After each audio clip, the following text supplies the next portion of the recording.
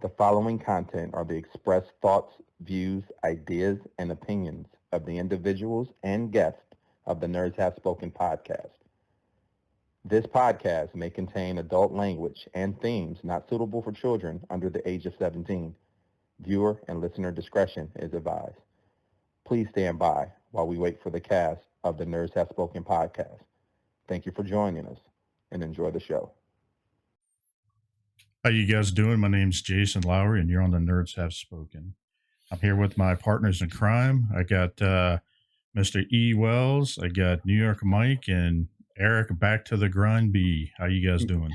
Yeah, man. What's up, good folks? How's everybody doing out there today?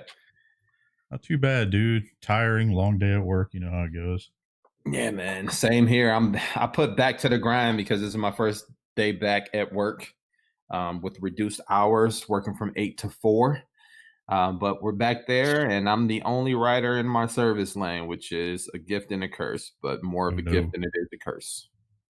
So, yeah, man. Nice, but overall, having a good day. Good day, all in all. What about you, New York Mike? Me, just chilling, man. Rough weather in New York today. Huge winds and rain everywhere. I had to walk 4 houses down to find my recycle bins. Oh, it was no joke. Trees down. I'm actually driving before to take my kid over to his mom's, and there's a causeway that I go over. That's I basically cross a reservoir, and it was closed off when we got there. We couldn't see why, and everyone was turning around. We saw out there was like 3 telephone poles that were just like in the reservoir. So it was rough around here. Yeah, that's tough, dude. Glad everybody was safe though. Yeah. Oh no, everyone was safe, so everyone's good, and I'm excited because I've been waiting to say this for like 2-3 weeks. Mr. Wells, what time is it? Damn, 2 or 3 weeks. It's been that long? Yeah, brother. It's a while, man. It's time to nerd up or shut up, y'all. That's right, baby. Yeah, man. It's been a Welcome while. back, man. We've Good been to have waiting you for back, it. baby. Thanks, Good to have man. you back, wow. Been missing in action for a little while. I had some personal family things I had to take care of. So, It's all good. it's good to be back. The family's doing all right, a little bit better. So, we're slowly progressing and getting back to where we need to be to normal life. Yeah, man. That's what's up, man. Yeah, well, we held you down pretty well. You definitely were missed, but we held you down, and glad to hear everything's doing good as far as the family. But how was your week, man? You haven't been off work. You're much like Lowery, working from home. So how's things been going? It's been not too busy. For those of you that don't know, I'm in the import-export business, logistics. So it's been pretty slow. It's definitely slowed down tremendously. Obviously because we get a lot of things to import from Europe. So you know what's going on in France, Italy, and so forth. So it's slowed down tremendously. But we still have enough work right now to kind of keep us busy and to keep us at least have something to do. You know what I mean? Yeah, that's what's up. It's Steady right. It's not paycheck. bad. I'm still grinding. Exactly. That's a lot all of people don't have a job right now, so yeah.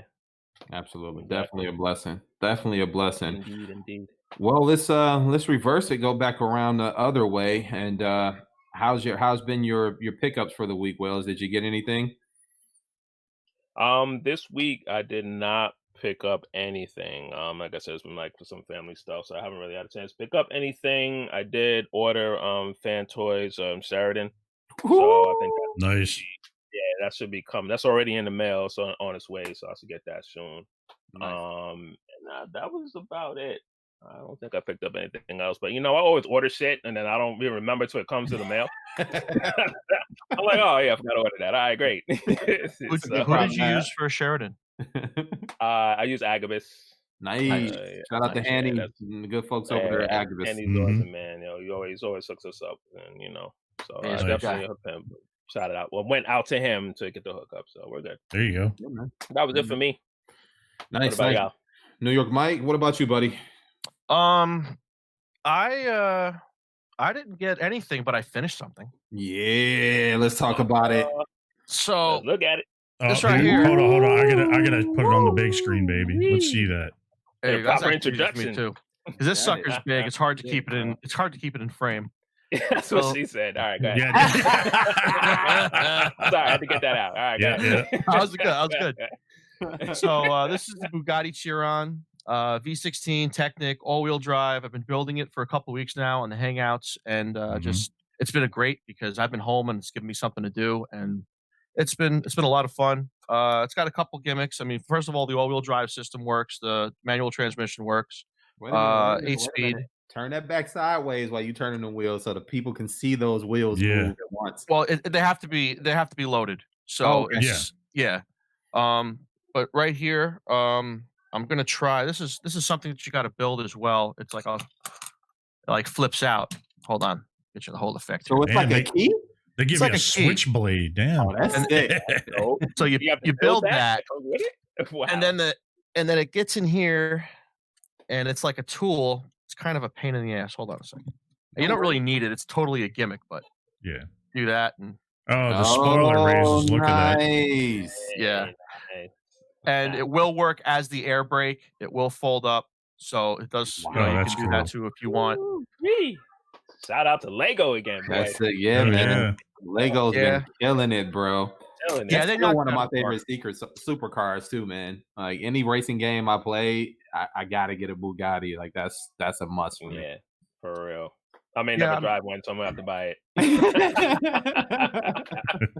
Well, I gotta say, the nice thing about these is, like, even if it's not your dream car, it is an expensive set. Like this one and the GTR S3 are very similar. And even if it's not the car that you might, that's not my favorite car in the world. Once you build it and once you got it in hand, like, you know what? It really is an amazing thing, and they look great. They're fantastic. Can't recommend them enough. And that was pretty much it. Had Easter this week. Put together an egg hunt for my son. Nice. He's not a big candy guy, and if you guys watched the live stream last week, you'll see. What we did was I just took a bunch of plastic Easter eggs and I got him a Lego set, and we put the Legos inside I put them inside the eggs, all different bags by color. So he was able to go and hunt around the house for like 35 Easter eggs, and he opened the pink ones first, and that was like bag 1 and 2. So he was able to build it, and he liked the order of it. He liked being able to space everything out, and it was a lot of fun for him. We had a great time. So it was cool. We had a good time. Shout out to you, Mike, for that. That was nice. Thanks, guys. Thanks. How about you, Lowery? How was your week, man? Oh, it wasn't too bad, dude. I got a little mini haul going on this week, so we we got some legends here. Check this out. Oh, nice. So we got Outback and Braun from New Age Toys. Pretty nice. Nice figure set. Then I got Reflector from Magic Square. Check that out. Cool.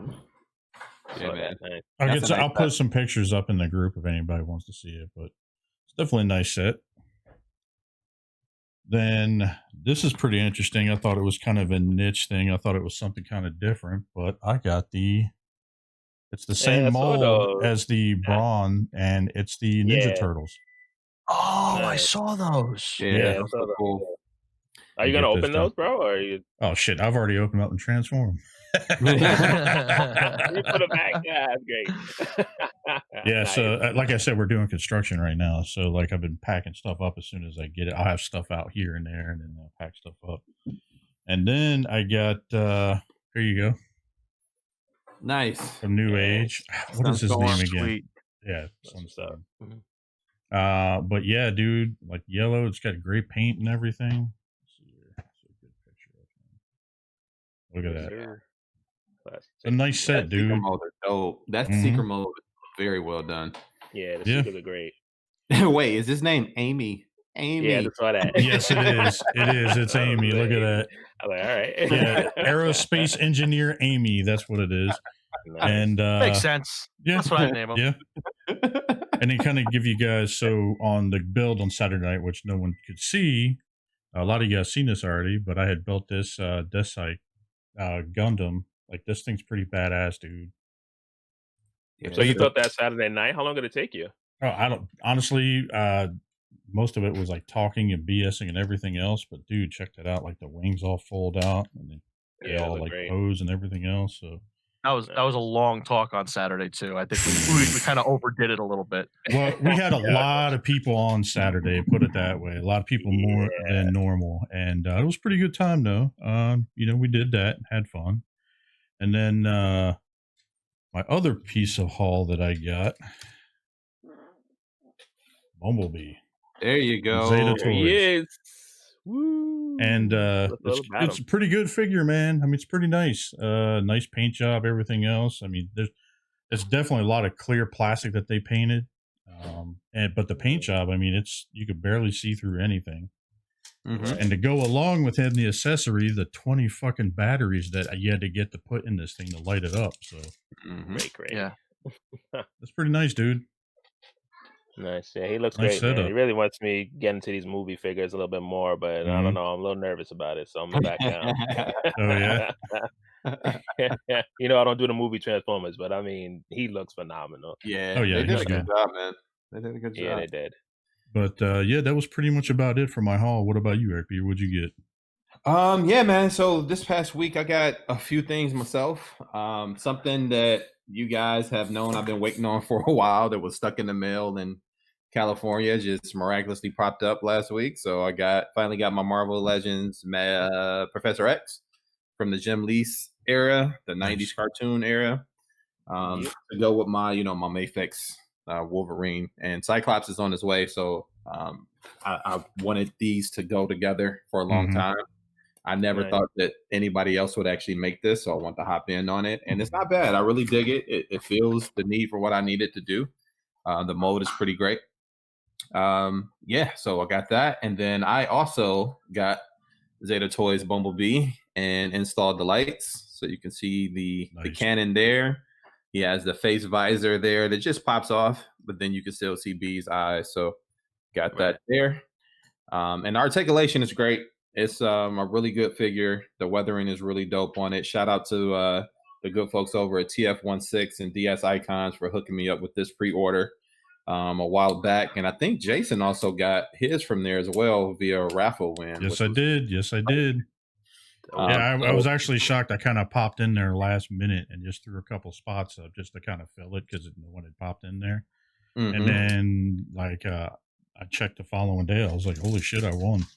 Yeah, that's all it takes, man. A few spots. Yeah, that's what's up, man. I've been privileged to get a couple raffle wins from him myself, just by a few spots, and it's fun stuff, fun times, man. But that's pretty much it for me. That's all I got. Yo, E, I got a question though about B real quick. So, like you said, it takes about 20 batteries to put in that thing. Yeah, a lot of people, 16. 16. All right, well, still, it's pretty close. Yeah. I mean, so a lot of people don't, like to fool around with the batteries and lights in certain figures. You know what I mean? Did you find that it was hard to put them 16 batteries in? Was it something simple? Because I know they're probably small. Yeah, so they are very tiny. And it was a chore getting them in wasn't a problem. Getting them to stay in was an actual problem because the two side pieces around them that hold them in place, that connects one portion to the next at the bottom was almost like a sandwich and a bridge in between.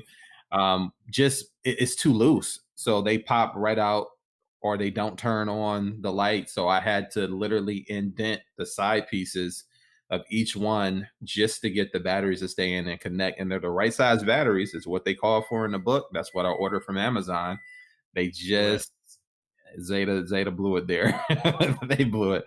But they knocked the rest of the figure out the park. So for people who don't really like the light stuff, you won't see this as a con for it. But it's a really good figure. But that was a difficult task. Wasn't good. All right, cool beans. Yeah. Yeah, Mike, nice, you said man. you had something. Yeah, real quick. Jay, go on your screen real quick. Blow yourself up. Because I wanted to say two things about the live stream also. I don't know if enough people noticed how you had your figures back there. I really like how you had that Spider-Man hanging upside down. Yeah, with the web going. That's awesome. I was like, oh, hold up. Yeah, I got him hanging off the plate back there. He's shooting a web at Venom, and you see him back here with Wolverine, the Mafex Wolverine fighting. Nice. And then I got a couple. I really like stuff that. right now. That's a hell of a use of terrain right there, man. That's thinking outside the box. Hey, when you're doing construction, you got to do what you got to do. Yeah. And the other thing, real quick, I just wanted to shout out everybody that hung out with us on Saturday because there were a lot of people that came in, people that were very unexpected. We had people from around the world. I mean, Tim joined us from Germany. We had Yule out in California, Dakota, and Louisiana. I think JD was hanging out all night with us. Yep. Vinny was there for a little while. I don't want to miss anybody now. I think Sam was there. Matthew Deluxe Baldwin showed up. We had a celebrity in the house. EE was there. Yep. Shout out to E Prime. Who else? Who am I forgetting? I don't want to forget anybody. Well, you're gonna forget somebody, so just shout out to everybody just in case. Yeah, just in case. Shout out to everybody. That was great. We had a great time. And if anybody ever wants to come on any week with us, just hit us up and let us know. You never know who's gonna be there. You just never know. Exactly. You never know. I mean, just look at last week. We had a lot of different people from different podcasts that showed up. So yeah. Yep. And while we're at it, let's shout out those particular podcasts as well. Shout out to the Stasis Live crew, Dakota and Tyler G's and Dalton's, and they have some other people who rotate in and out of that crew. Shout out to the Breaking the Mold guys with JD and also Figure Banging. JD's on both of those shows. Deluxe. I mean, he's everywhere as well. He has Shattercast Uncut. He also does his own reviews as well as the Around 30 with Deluxe series, which has been pretty fun and a good way to get to know people that you've never met in the community. Absolutely. And who am I forgetting besides us? Also Toy Detox. Yule's on Toy Detox. Yes, he is. As well. So you got Toy Detox, and shout out to those guys. A lot of those shows are on your Cool Table Network. You can find them on YouTube as well. And MPSP, right? Sam? Did we say that? Sam was on that too. Yep. Yeah. MPSP as well. So Sam and the Friday Night Guys, and those you can find on the Realm of Collectors podcast network as well as the Cool Table Network. Did we miss anybody else? I hope not. We're going to get some angry text messages if we did. I don't think it'll go that far. We're going to get angry text messages regardless, bro. Regardless. Charge it to the head, not to the heart, as they used to say. Yeah, something like that. Apparently we're going to be that show. Yep. But so that was pretty cool. And again, shout out to the guys doing that on Saturday. If you can't make it and be on the actual panel, you're more than welcome. It's a live stream while it's going, so you're more than welcome to join right into the chat. Give them some fun interaction. Ask questions about anything that's being built. It's a great way to learn about new stuff, especially with Mike's big Lego build. A lot of people didn't even know that Techniques makes something like Lego makes something like that. And to see Jason build his Gundams, you got Eric also, Eric Wolfenstein, doing his stickers with Ripple labels. A lot of people didn't know you can restore your OG one figures with the new sticker sheets. I do toy photography sometime on the show. So if you got a question about that, we're here. Reach out. We're open book. We don't discriminate. We're here for everybody. Yeah. I just like to say too, real quick, man, shout out to Wolf and we couldn't make it on this episode right now. But also want to say a quick shout out to him too, because I had some I was working on what was I working on now? I was working on a model kit, Thundercracker. I was working on Saturday. And I mean, I'm part of the cast. I couldn't even get in the crew. I couldn't even get in the How so many people was in there? I was like, all right, this is how it's going down. All right, cool. Oh, no problem. I'm late. We actually use Zoom with that, so you can pop in anytime. I can have up to 50 people in that junk. Yeah, I was all good, man. I was rocking and rolling, man. I wasn't trying to interrupt nobody, but I was there making my Thundercracker. Man, I shout out, like I said, to Eric. He helped me with the stickers. He's a sticker man. You know what I'm saying? Man. So I had to I just kind of was just I am him, just trying to go in. I'm sorry, real quick in the camera. It looks good, man. Can you blow him up? Yo, Lowry, can we get some? Some blow up action. Some blow up action. Some blow up action. Is that why you have that comfy couch in the background? Wow, bruh. Wow. We ain't gonna talk about that right now. That's like trouble. My wife's gonna be like, "Word, you stole by me on the show?" We ain't trying to do that. But yeah, man. It's pretty solid. I don't know, people aren't into the model kits a lot. I get it, but it's something to keep me busy and it's something to work on and it's fun. I'm not going to resell this. I'm definitely not going to sell it. But, it's something to play with. You can put the stickers on, the movable joints, articulation in there. you can't move it too much because it's plastic. You don't want to break it like crazy. But I love them, man. And this is the third one I've built. I've also built Optimus Prime and who else did I build? Oh, somebody else I built too. But I'm trying to get the Seekers done right now, and it came out pretty good, bro. I love them. Nice. So shout out to anybody who's into the Flames Toys model kits. I love them, man, and they're pretty dope, and they keep you busy. So Now, there's something to do, something to put out there. What are those typically go ahead. one for retail? For our listeners, I think retail is about $23, $24. No, it's not bad at all. But I mean, some people obviously, if you can't find them, they're selling them for like $30-something on Amazon or on eBay. So but they're good, man. Something to keep you busy. Are you going to get in on that Devastator? Because that Devastator looks real good. Yes. Yeah. I think I am, bro. I was looking at that, and I think I might go in on that. It looks good. I'm not really sure how big it is compared to these, but it looks great. Yeah. Watch really it'll probably does. be the same size, and then you'll get people bitching They about scale. Of course, everyone's gonna bitch about scale. I don't You're really like, care it's about animation scale too scaled. Can't you tell? Right. 'Cause that thing was all over the place. But I still love the tune accuracy. Look, the look of the tune, man. I still love it. That's still always in my heart, man. Well, keeping it on the lighter end of things. Well, before you continue on to that real quick, I want to follow up with what Ian said. That we wanted to give thank you for everybody that's listened to us, that has supported us, and everything else. And something that we're actually going to be doing is, we're going to do a giveaway basically. And so basically, the rules are just go in, like, share, subscribe, and then go on our Facebook page or Instagram, whatever else, Twitter, and then. The giveaway is actually we're going to be going to give away. Wait, what's the giveaway for? What's the giveaway for, though? This is the giveaway for a copy of Rise of Skywalker. But why though? But why though? What do you guys think?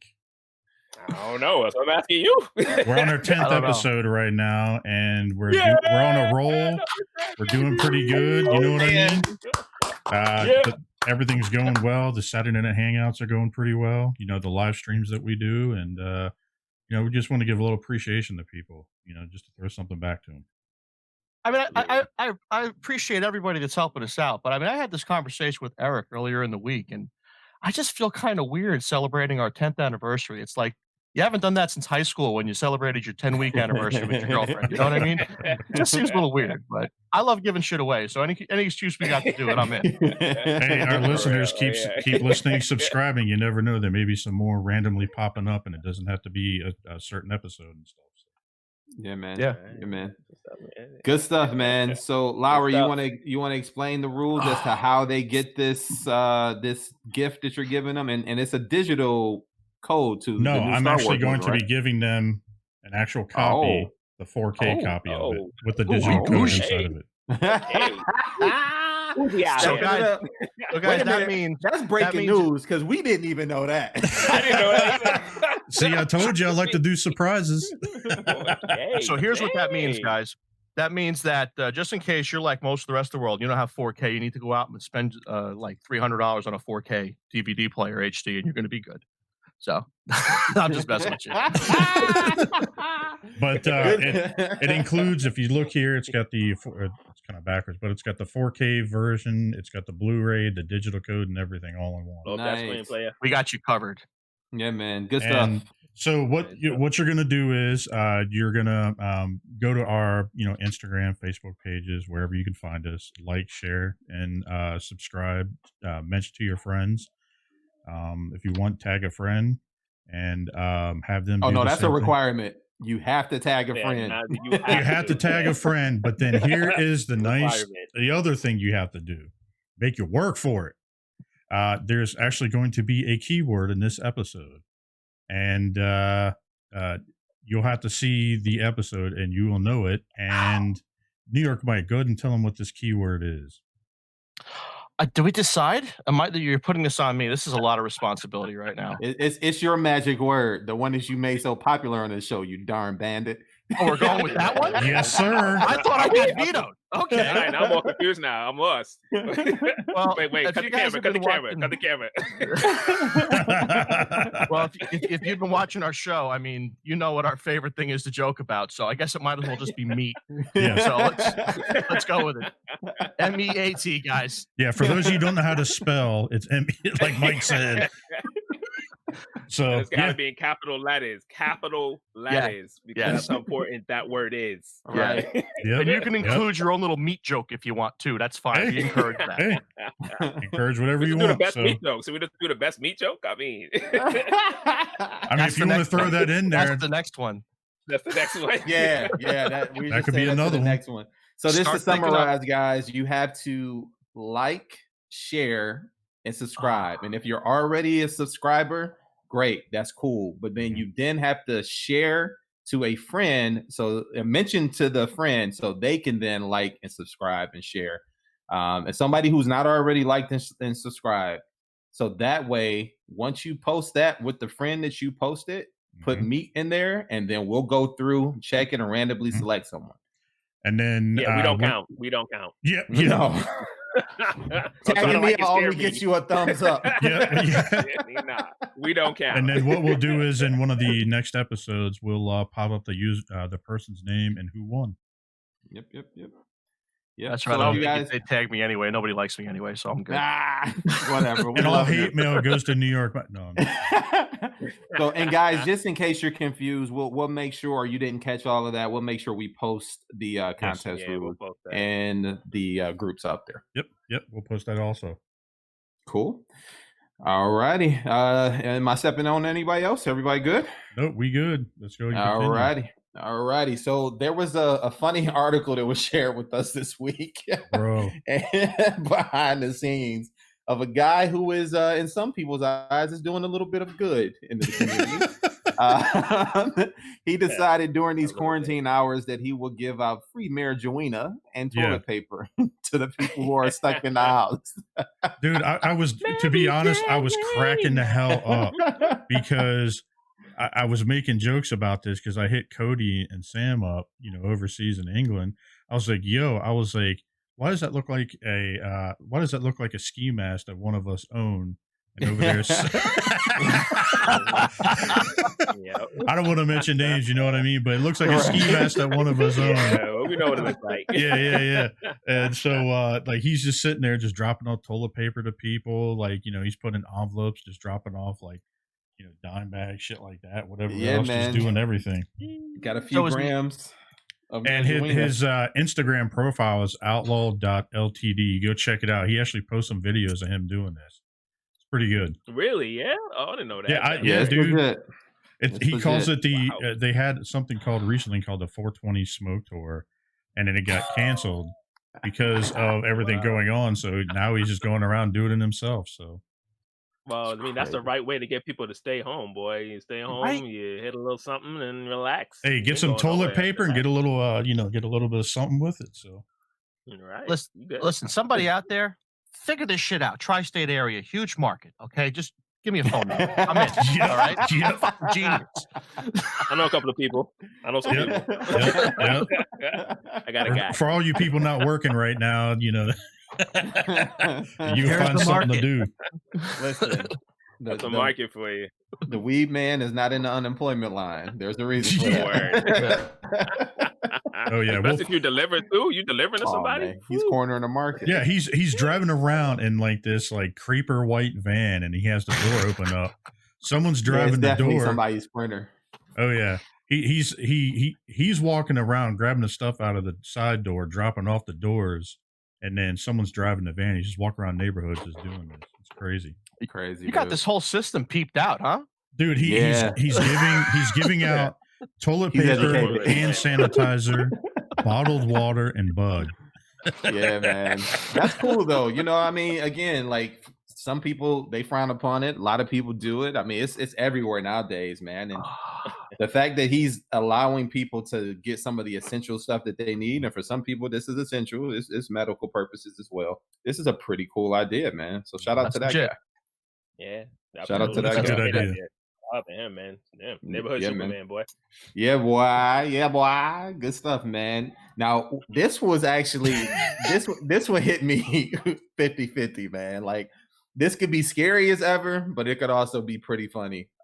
So the Louisiana Police Department had to apologize because they were using the siren from the purge to signal the coronavirus curfew. Yeah, dude, they were using old military sirens because one of the guys was in the military who was also was a police officer, and you can see the video kind of sort of playing in the background. Mm-hmm. And he was sitting there, you know, they wanted something to try to signal a curfew, and they didn't want the sirens down there to be like the normal sirens. So they go to play this, and dude, people are freaking out in the streets. They're like, "What the hell is going on?" They're like recording. I would too, dude. You see the police going around, sirens going off, and like, yeah, that make you clench your pistol harder, dude.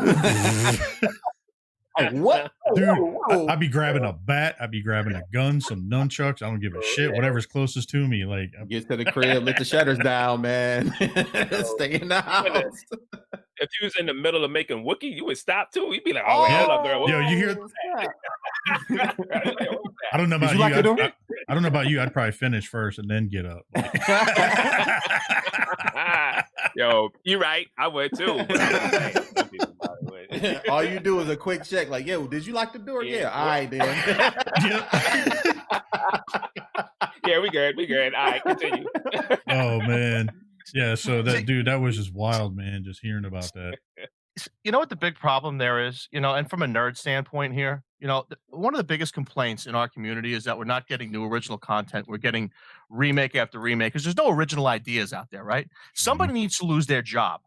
If they knew they were going to do this, there should have been cameras everywhere watching everybody's reaction. Okay, who said they didn't?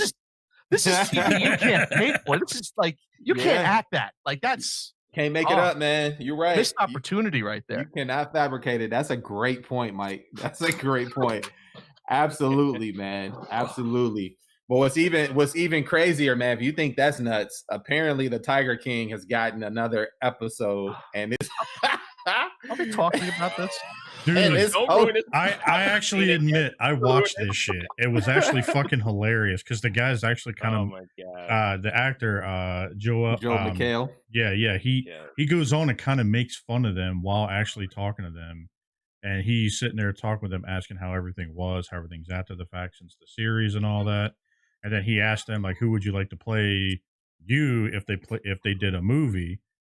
And I forgot the guy's name. He doesn't have any legs. I don't remember his name offhand. Oh, the guy who lost both of his legs. Yeah, he lost both of his legs. That guy, is that the kid from Kids? I have no legs. I have no legs. Shout out to Josh. No, yeah. We love you, Josh. We love you. We know we love him. He may not love us, but you know. Not right now, I don't think. Not right now. I'm getting some hate mail now. Not at the moment. No. Send that to Jason. Yep. But it was actually worth it because it was actually a pleasant surprise of what he goes and does, and it was actually pretty. It was worth going to see it. It definitely was. Like the whole thing. The guy's just sitting down on this couch, just chilling, just talking to these people via like iPhone. And like he's just cracking jokes and like everything, and then they're doing the same thing. I mean, it's just wild just sitting there watching it. So yeah, dude's a funny guy, period, man. So yeah, I could only imagine. I mean, you take a guy with his talent and add it to this train wreck. I mean, it's just a recipe for bad comedy. It's just gonna be crazy. It's definitely a good follow up, and not too long right after that thing came out too. So yep. Kudos to them for that, man. Kudos to that. Well, hey, New York Mike, there's something that's going to be taking place pretty soon, sometime this year. Even though we may not have any NASCAR, there is a Hall of Fame class that's coming up for NASCAR. So you want to talk to us a little bit about that? Let us know what normally entails going into the Hall of Fame, how many people normally go in, that type of stuff. Yeah, we can do a little background on it. I actually educated myself a little today on it too, because I heard through the grapevine, shout out to Eric, that there's going to be a new class, and apparently there's also a new format. So it's about 10 years old now. They're on their 10th anniversary. It started in 2010, and they were putting 5 inductees in per year to kind of build it up and make it an attraction. So now they've reduced those spots to 3, and there's some really big names that are on this list to come in. And the biggest problem with this list is that they're only going to only 2 of them are going because Junior's getting in. There's no way Junior doesn't get in. He's the most popular driver since his father. And for those who don't know what Junior he's talking about, he's talking Dale Earnhardt Jr. Sorry, yes, Dale Earnhardt Jr. My fault. Not Hank Williams. We're good.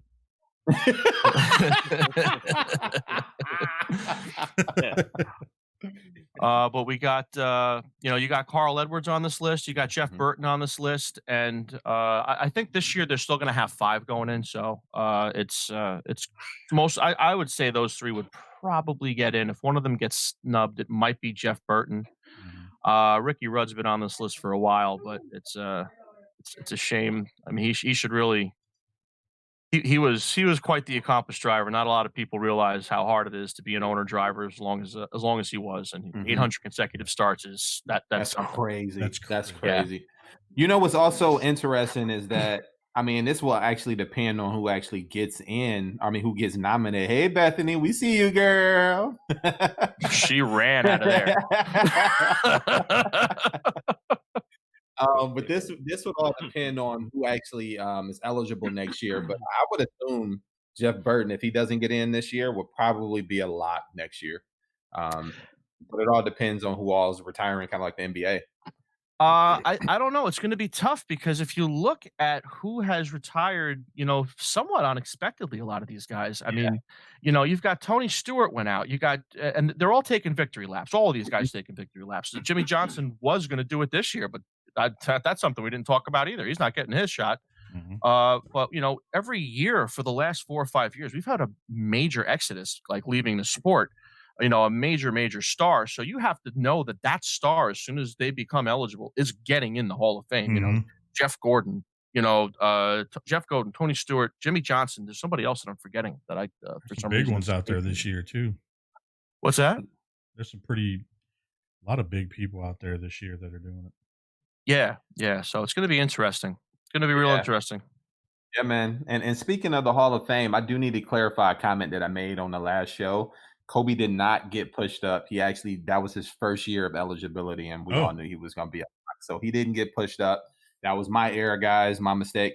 I'm just looking at that list of people who are eligible, man, and the Basketball Hall of Fame is no joke, especially since they limit the amount of players who go in on that ballot as well. But yeah, so sorry about that, guys. So in other words, for the fact checkers, kiss our ass. No, I'm just kidding. We forgive you. Yeah, man. Always, I'm a man of my word. I try to go back. If I make a mistake, I'm not above reproach. So if I make a mistake, I'll be the first one to tell you I did it. Yeah, but EE's never gonna let you hear the end of this. That's fine. He'll open his mouth. Never mind. I'm waiting to see a text message. He's like, my ears are burning. I don't want to read that man's hate mail at all. I don't want to read his hate mail. But keeping it with the sports news, and this is just a rumor, so I'll put that out there right now. But the rumor has it is that Tom Brady is actually trying to get Antonio Brown down to Tampa Bay. Back to his home state of Florida, where he grew up, to come play football for the Tampa Bay Buccaneers. And I know some people don't like the idea of that. Who's the coach of Tampa? Dude, you know what's funny is I don't even know who the coach of Tampa is. Exactly. How do you think that's gonna go? No, I don't know. But what I will say is, sometimes there's players who can help keep a player in check, and sometimes it's the coach. I'm hoping that Tom Brady, since they have somehow, built a relationship in this short amount of time there and have continued to talk, even this offseason. So hopefully, I want, I think we're having some internet issues, or I'm having internet issues. No, I'm you're good. fine. Okay, I'm dropping out and coming back in. Yeah, no problem. You're fine. Okay. All right. He needs to clear the porn off his machine. He'll be good. Browser history delete. Yeah, He just subscribed to that free month from Pornhub. So. Oh, so you just reminded me. I gotta cancel that shit. Hold on. I'm kidding. Am I? He's like, I don't know what my hands hurt worse from, the Legos or never mind. Oh, he is going to kill us when he Yep. Man. Everybody ran out of wet wipes. Mike is going to get it too. So we don't discriminate around here. Anybody can get it. Yep. Yeah, but what I was saying with Tom Brady situation down there, I mean, I hope it's more so Antonio Brown. I hope he can get his head right, man. Like, I never want to see anybody who's struggling with mental illness and things of that sort drown. I never want to see anybody drown, but especially a person with mental illness. And shout out to my wife who works in that field for helping open my eyes to some of the struggles that they deal with. So I hope he can get his head right, not even just for football, but just period in life. Like, he has a family, man. So he has to be the best he can be for them kids. And whoever he marries or dates in the future, like, he has to be the best man that he can be for himself and those people around him, and football account. You know what I mean? So hopefully he can get his head right. Well, that's where like family comes into play, man. Family is very important in them circumstances. But I mean, it also starts with you as an individual person. Yep. And I, like you said, I agree with you 100%. It's always sad to have to see somebody have to go through this type of situation. But you know, I pray for him and his family, man. I hope he's able to get through it, because he was an elite receiver. He may be the best receiver before he left. You know what I mean? He's probably the best receiver. He's great. He was an addition to the Steelers. They loved him for as long as he was there for, and you know, and he did his thing there, man. No one can argue against numbers. Numbers are there for a reason. And you can't argue with his numbers. He was an elite football player, and I would love to see him get back in the game and do what he did then. You know, hopefully he can come back and do something just as great. But you know, it all starts up here. He's got to get his mental right.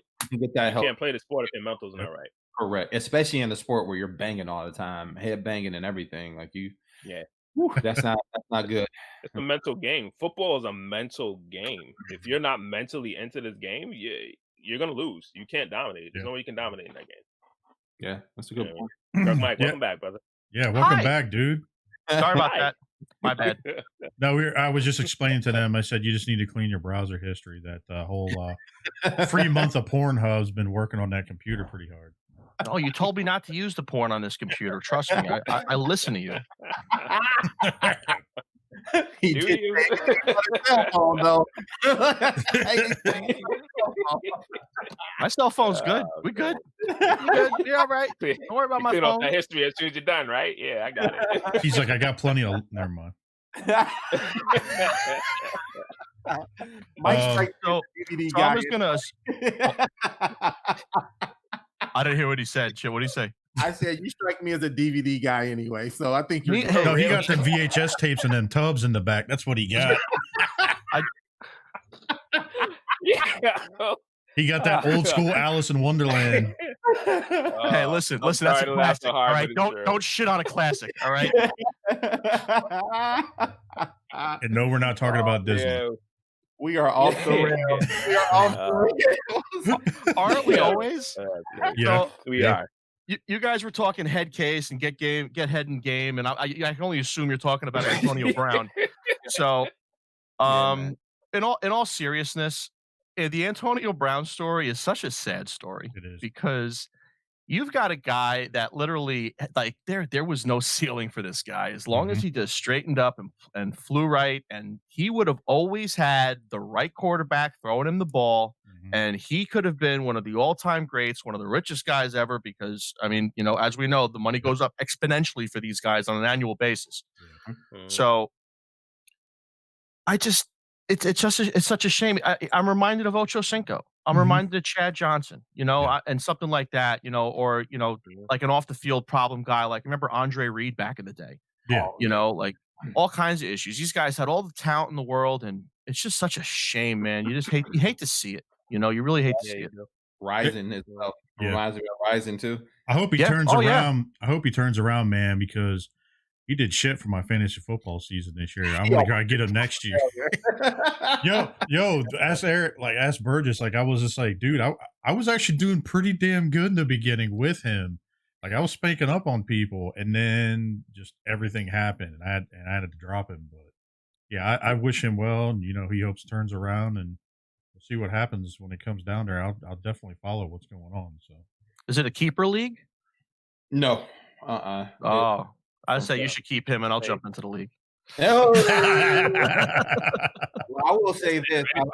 Let me in, boy. That's it's a great segue here. So I actually put a challenge out to one of our neighboring podcasts. Actually, if you want to call them our mentors of such. Yep. We're doing this, huh? These guys. And I'm putting it out on air right now. We challenge you guys to a fantasy football league this coming year. That's if we have one. Our show, if they have one, if there's a season, our show against their show. Now, you have two of the guys who were in the playoffs on our show in their league last year. So all I'm saying is we got three other guys who are football savvy. It's time to put up a shut up. What y'all got? Oh no. I can see someone taking their leg off right now and just swinging in the air. And Josh is going to talk cash. Oh man, that was definitely fun last year. I definitely want to do it again this year. All that junk all year long, and I said nothing. I was completely silent. I was humble. I stood the course. I did everything I had to do, and popped him. And then that's when all the talk came out. See, I talk at the end. I'll wait until it's all over with, and then we can get to talk. Yeah, I'm not when it comes to fantasy football. After. Go ahead, Yee. Sorry. I'm sorry. Now I was just saying I talk during and after. Oh yeah.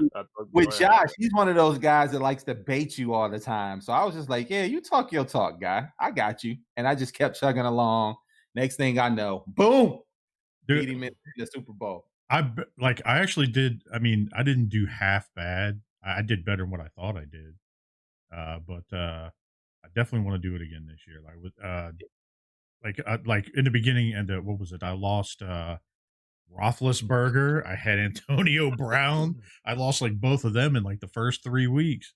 Yeah, last year was terrible, man. And then I kept swapping people around here and there, and I started doing a little bit better. I was following all the little trends, kind of keeping up on shit. So it was definitely fun. I definitely want to do it again. Yeah, man. But I'll tell you this, at least your starting quarterback didn't retire before the season started. My coworker drafted Andrew Luck. Yeah. And he got hit. He got hit with a retirement. Oh yeah.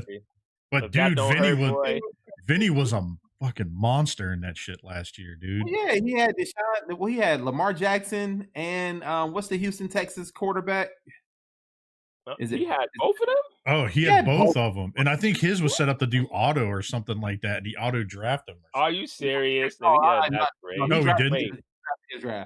He did his draft, and what's crazy about that is that imagine both of your quarterbacks putting up almost 80 points a week. Yo, remember that 1 week, Eric, when mine put up 100 and something?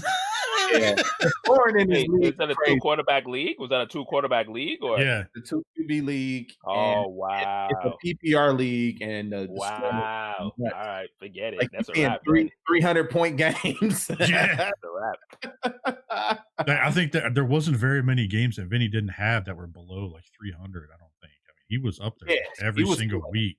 He actually was dominating the majority of the season. And then what hurt him was, how when you have the top players and they are all making the playoffs, what happens towards the end of the season? You start to sit your players when they don't need to play. Yeah. That kind of hurt him a little bit, but it's part of the game, man. You got to be part of the game, man. If not, we'll have to, if we don't have any fantasy football going on, we should probably set them up 5-on-5 or something like that for Madden or something like that.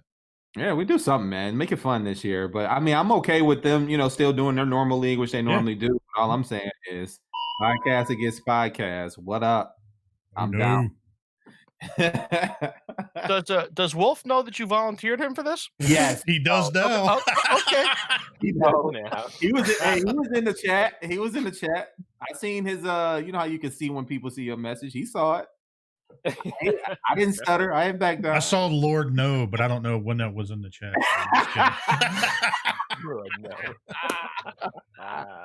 Oh man. He's like, I'm just gonna set mine up to do auto. Yeah, man. So yeah, let's keep it rolling, man. This has been fun. We're moving right along.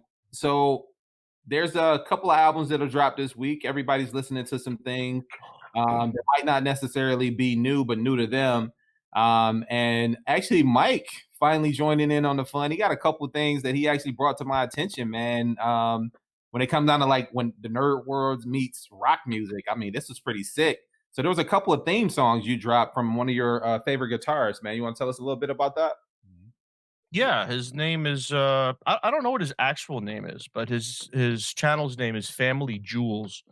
I would assume it's a play on Julian, but I'm just guessing. He's really good, like really, really good, and he does covers. He has a couple of original things which you can check out if you want. But I got into him because I just saw a cover of a song that I love from a video game, and I turned this guy on one day, and it was like it just makes you see the music in a whole different way. And usually there's a rhythm, a solo, a bass. He plays all three of them. He splices it together at the end, and just syncs it all up. And he plays every note in that song. The only thing I've never seen him do is drums. He's also got a keyboard for certain things. And he just did this remake of Castlevania's Bloody Tears, and it is just amazing. Well done. It takes you right back. Well done. Yeah. Well done. And he also did like my favorite, because I'm a huge Street Fighter fan, is the theme song for Ken stage and also Guile stage.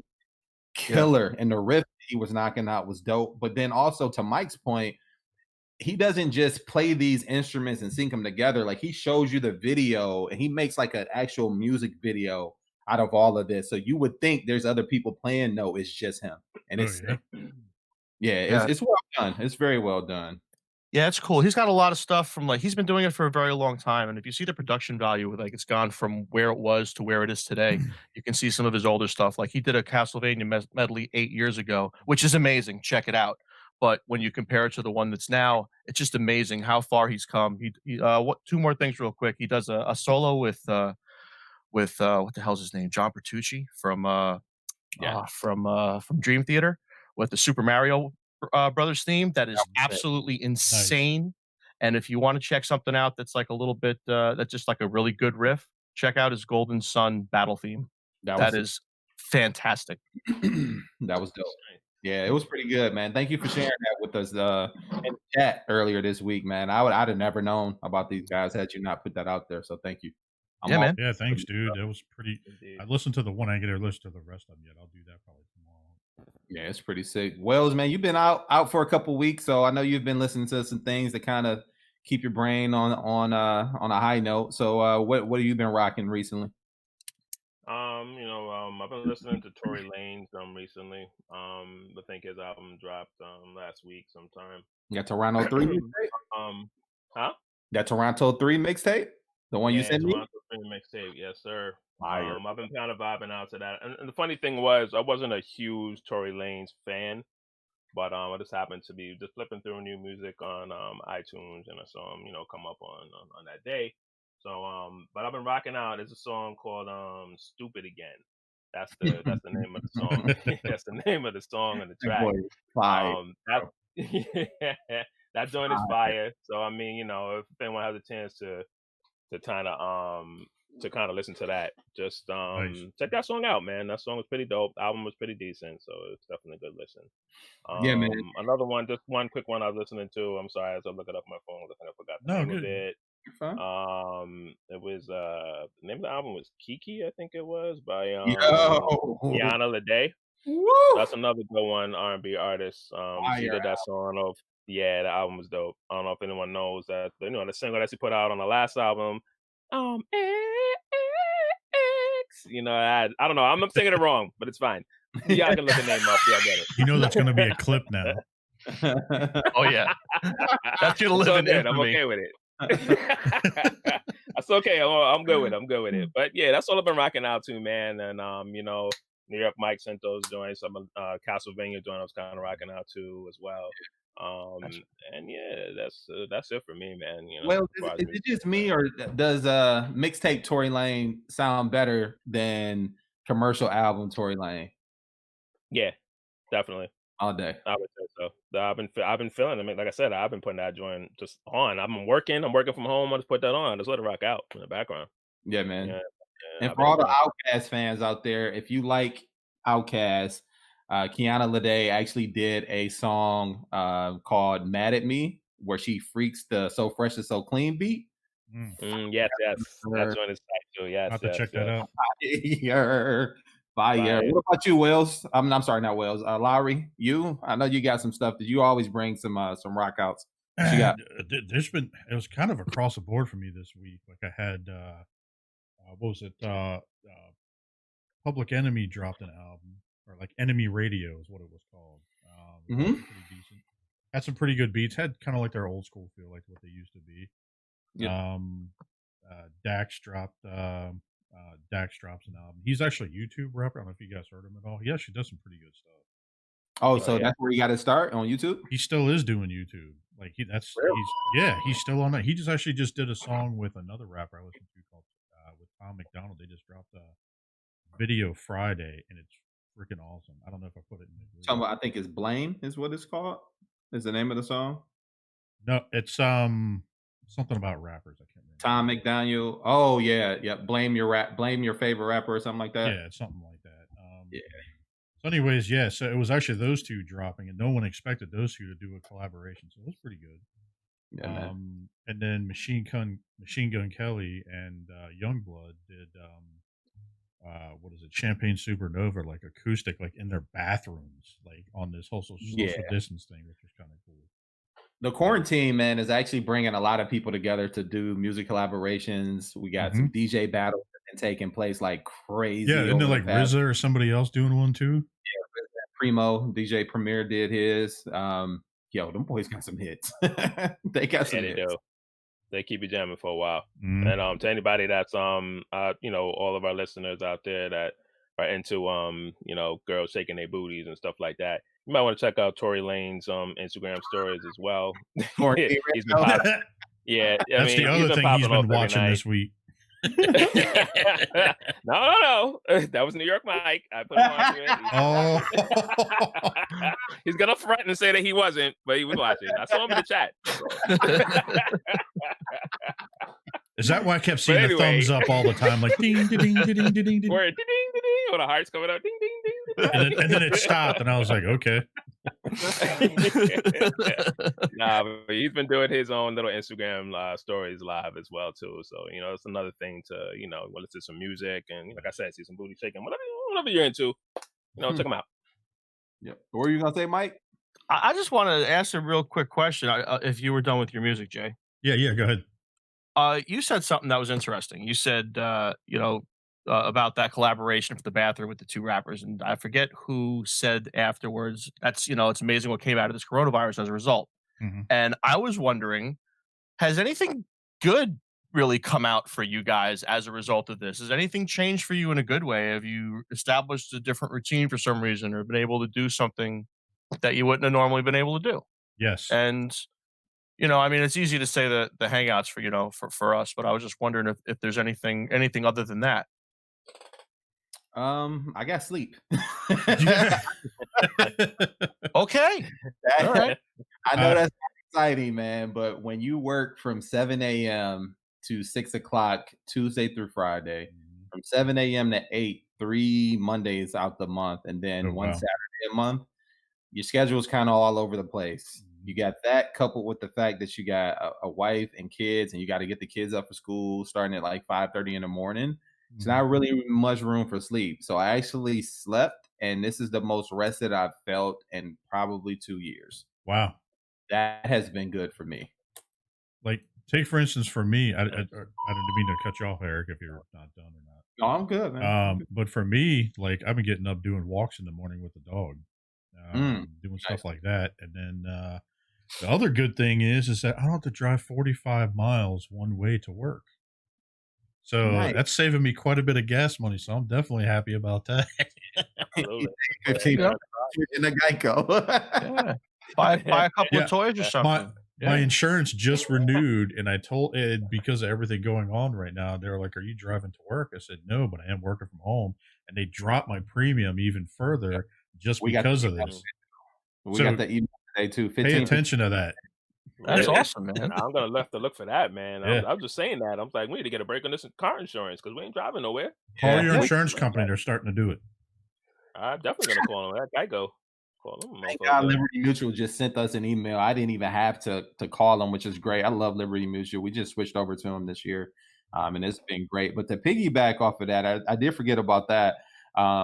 Mike, to answer your question, also, I started doing 4 to 8 mile walks a day, which has been great. Like I missed like a day or so in between, but that has been great since I have been a gym rat since the end of January, and then they closed down the gyms and I can't go to the gym.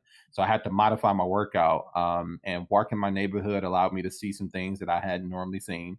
But walking the perimeter of the neighborhood, that was cool. And I realized I can walk 4 miles a day, 8 miles a day if I do a double, and still get in some cardio. So that's been working out great.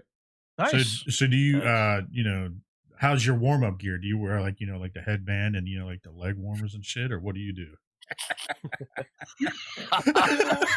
I'm pretty sure the neighbors are like, what the fuck is he wearing? No, I can see him probably walking through the hood.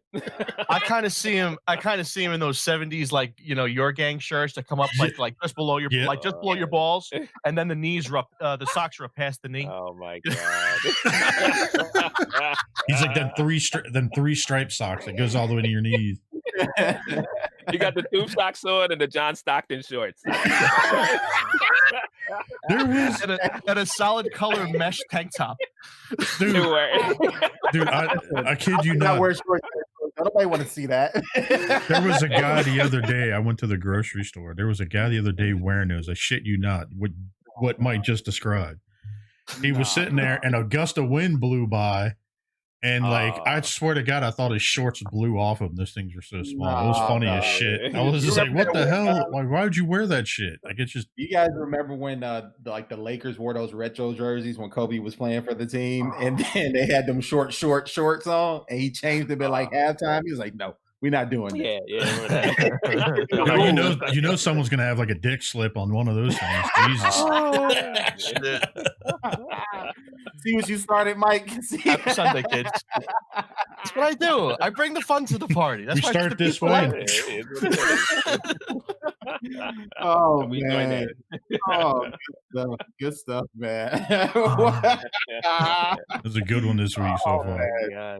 Well, I got a quick question for y'all, man. Before we move on to the next topic, so this quick, the stimulus check.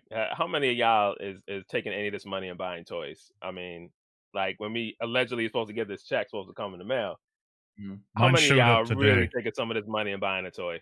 Mine goes, I was off for 2 weeks, and while those 2 weeks I'm collecting unemployment for those particular 2 weeks, the rest of that money is just going right back into the house. Like we won't skip a beat in this situation, which is great. We're blessed enough to do that, but we'll take that money and maybe put it in the basement. Like we've been talking about doing that if we don't have to catch up on anything, which we shouldn't have to. I think we're going to be okay. So I think for me and Bethany, I think what we're going to do is we're going to put half of it just in savings or something, and then the other half we'll probably end up just like paying extra on some credit cards or something like that for the month or something like that, just to pay a bill like ahead of time, because we're gonna have to pay that back next year. It's actually not free money on your taxes for next year, so just know you may owe next year. That's why I started taking out more shit as soon as I knew that was coming. I mean, but some people actually are in need of this and need it, and just know that you got to pay it back. But if it's a small loan with no interest on it, that works out great for you. Yeah, indeed. Yeah, man. So to a little bit of somber news, and actually good news to our people on the East Coast. But bad news to the people on the West Coast. San Diego Comic-Con will be making a cancellation notice soon. If they haven't today already, I didn't check the threads or anything, but San Diego Comic-Con will cancel San Diego Comic-Con, which is, I don't think they've done that in 10, 15, 20 years or so. It's been a pretty big con, and a lot of big reveals come out of this con. But all that means now is New York Mike can start doing the happy dance because they might move a lot of that stuff to New York Comic Con if they have it. No? So that's not looking that good right now from one of my Mhm. friends that I've heard stuff and things from. I know somebody that works down at the Javits Center, and he told me that they're talking about possibly January of 2021. Mm. Especially with what's going on there right now with the hospital and everything like that Yeah. that's been built there. So I don't know that there's another venue that can contain something like that in this area. Mhm. I mean, there's other venues, but not Madison like the Square Javits Garden, but Center. it's not even. Yeah, it's not even close. Yeah. Yeah. So even if we're in the green by then, I mean, we don't know if the Javits is going to be ready to go or what. So Ooh. Yeah, because um, they would have to do a lot of disinfecting in that place. A lot of cleanup has to take place before they can even get that back to normal. Well, not only that, but if you still have cases coming in, depending on what the situation is, even if it's a small amount of cases, you're going to want to keep that as contained as possible. And if you've built a facility specifically for that, I would imagine they would Mhm. continue to go ahead and do that. And I'm sure the city is paying the Javits Center a mint for the rent, but I mean, I'm sure they're not too upset about it. Right. Someone's got to be making money here somehow. So I don't know, Yeah. but That it sucks. What are you guys' thoughts on this? I mean, I know a lot of people look forward to these exclusives that come out of there. A lot of the reveals. I'm not one of those guys. Like if something comes out, cool. I don't think I've ever picked up a San Diego Comic Con exclusive. There's been some stuff that I thought looked good, but it just wasn't for me. So how will this affect you all moving forward as far as your toy collecting or specialized product? For me, it's basically like I talked to, like, I don't ever get to make it out there. I was going to try to do it this year, but it's just not in the cards with everything going on. And Mhm. so I was going to hit a couple people up to see about picking me something up from there, but now that it could be possibly closed, like I'm one of the guys where I get sometimes I'll get some of the exclusives. Like there, they end up doing like the turtles and stuff like that from NECA. You know what I NECA. mean? Mhm. And Storm Collectibles and all them, they always have stuff there that's an exclusive. But just the reveals alone of all the toy reveals from all the manufacturers and everything is kind of cool. And now, I mean, what's going to happen? Are they going to change their landscape for this year on reveals and everything else and all this other stuff, like what they just did with TFCon just recently? Are they going to do the same thing? Are they going to, just like NECA, like when you go to their website and they offer their reveals, you can actually go to their website and buy it ahead of time. You know what I mean? So, like, Right. are some of these other manufacturers going to do this or not? So, what do you guys think? I mean, um, I I'm looking. I always look forward to Comic Con. So I mean, and it's particularly for the exclusives. I mean, that's what I mean. A lot of us pay attention to when Comic Con comes around is exclusives and cosplay. I Yes. mean, that's Oh yeah, predominantly what people go there for. You I'm know a what I movie mean? guy You want to see for sure. people, right? You want to see people dressed up and what outfits they have, anything that's new, and then, people Yeah. do some real creative things. And I like going specifically. Honestly, I go for cosplay before I go for anything else Nice. because Yeah. I do enjoy seeing people dress up. I enjoy to see them in character, and it's good to see that people really enjoy, comics and stuff that's out there. And I take a great pleasure out of seeing that. Hmm. And exclusives are always great. I mean, it depends on exactly what's coming out. I don't necessarily buy all the exclusives. If I see an exclusive I like and I have to really love it, then I'll go in on it and buy it. But it's good to see all the reveals. Good to see what's coming out because this is what we're in it for. We love toys. We love collectibles. This is what we do.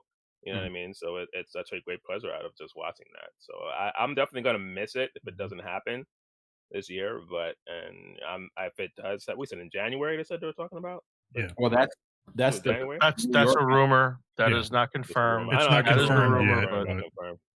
but But they yeah, I say mean, it I look could forward be to it as if it long happens. as. yeah. He said it could be as long as. That's what he said. Okay. Hmm. Yeah, yeah. I mean, the other that's thing my too, thoughts just on it. to piggyback, on this is that the meetups with everybody, going to conventions in general. Yeah, Like, that's the yeah, main yeah. thing that I'm going to miss right now. And luckily, we keep doing Absolutely. these hangouts and us doing the podcast. It's been kind of getting my fix a little bit on that. And Bethany doing her, she's getting her fix with talking to them. But just getting out and hanging out with you guys, having a beer or something like, or just having talks in person, like that's the thing that we kind of miss the most. You know what I mean? Hmm. Yeah, for Yeah, sure. man. And I that's agree. I think that's more on I'm sorry, Ian, were you done? I'm sorry. No, Mike, go ahead, bro. Yeah, I'm done. Oh, I'm okay. done. Okay. Um, what what not only you're talking about that's like a smaller type of con, like that would be like not a major event. I mean, if you're talking about a major event like New York Comic Con, um, I don't like I never had that experience because it's just so fucking big. Like you could literally spend the entire day there and not even know that 50 people were in the building. Like that, Yeah, I'm true not that. kidding. I'm That's really not crazy. kidding. It's that big. You're right. So I mean, from that standpoint, from New York Comic Con, I guess that's not really going to affect me too much. As far as the exclusives go, it'll be nice and it'll be bad. It's nice. It's bad because we were buying tickets to go to see New York Comic Con so that we can get those exclusives and be able to get them first. It's good because we'll be able to get our hands on San Diego Comic Con exclusives now that we weren't able to get to on the other side of the country. Mhm. So there's that to think of too. But I think even bigger than the reveals and the exclusives, the thing that we're really going to be missing out on is that ability to go to a guy's booth and rummage through the stuff that he's had for 10, 15 years. Yep. Check out what kind of Marvel Legends he has. Hey, listen, if I buy all 5 of these, will you do this? Like Mhm. that's the experience that really is going to be lost for me with Comic Con because that's my Yeah. favorite part of it. Finding, hunting for stuff that's not, in print anymore. Because the stuff that's in print, I can here. Anybody can find that. Okay, it's on the Yeah. way. It's Yeah. for our listeners. I just picked up my phone and pressed some buttons. I mean, that's really what the difference is. You know what I mean? Mhm. Yeah, Yeah, So indeed. Yeah, man. that's a good point, man. That's a good point. And hey, shout out to the people who's still dealing with this out there. Our thoughts and prayers are definitely with you guys, especially at this trying time. No amount of con or gathering is more important to people's lives. We just miss it because this is what we do. But please don't take our disappointment and the fact that we won't get to do that with one another as a slight to what people are going through. We truly understand what people are dealing with. yeah, Some of us firsthand. So yeah. yeah, man. But moving right along, man. The conventions are not the only thing that are affected by this. It's talks that the movie theater industry might not even recover after all of this. AMC is Looking slated to bankrupt. close. Yeah, I heard that. Is that true? Really? Mhm. AMC's done? It That's could be that's they were the talking about rumor trying to out there. borrow money. Oh boy. Yep, just to stay afloat, man. I mean, that's one of the biggest movie theater chains in the country, dude. Yeah, it's So probably the biggest. Yeah. yeah, They're the you ones that have like all the a lot of the IMAX theaters too. Uh-huh. That's the Yeah. thing. Yeah. I mean, but Uh-huh. let's be honest though. I mean, I feel like not that they were doing like great to start off with. I feel like because more people are No. going on a fire stick and downloading movies illegally and all kind of Uh-huh. stuff. Like, you know what I mean? So I kind of feel like they were kind of hurting already. So this is kind of just like the Mhm. Yeah, it was the straw that broke the camel's back. I think so as well, Wells. See, that's a great point that you bring up. They were hurting, and the movie industry has been hurting for a very long time. If you're in the theater industry, it does not pay well at all. Notoriously, those people do not get paid a lot of money at all, and most of those box office and ticket sales are going to Hollywood. So it's not that the theaters were really doing bad; it was just a poor business model. Yeah. It's fascinating that now all of a sudden all of these theaters are going to be vacated, and all of this equipment is going to be sitting there or available to be renovated and you got that guy, you know that guy? You know what I'm talking about, the guy. He's got the ears, those big fucking ears. That little bastard down in Florida, that guy? Yeah. Watch out for him. Watch out for him. That's all I'm going to say, guys. Many people say the evil empire. All I'm going to say. With a capital D, capital D. Listen, if they can swing it, more power to them. It's gonna suck seeing the movie theater industry suffer the way it is. I'm a drive-in guy. Well, I have been at least for the past 5 to 6 years. Now that I have a youngin, You got drive-ins? Yeah, we got one here that's been around for over 50 years, man. It's Get the fuck out of We here. got one by us also, but it's like Really? it's like an hour I would drive love from to us. have though. one of It's those not down like, here. I would Wow, love to find one. I didn't know those were real. I just thought they Yeah. were in movies. dude, like they actually upgraded. They put like high end speakers and that you put in your window and shit still and all that. Like they still have that down by Our us. speakers are old and crummy, so we turn to a radio station and listen to it in the car, which is great because most cars have great sound systems nowadays. Yep. You know, it's funny though, because you know what I pictured when Lowery described that? Remember the ending of the Flintstones where they come in and he puts the horn on top?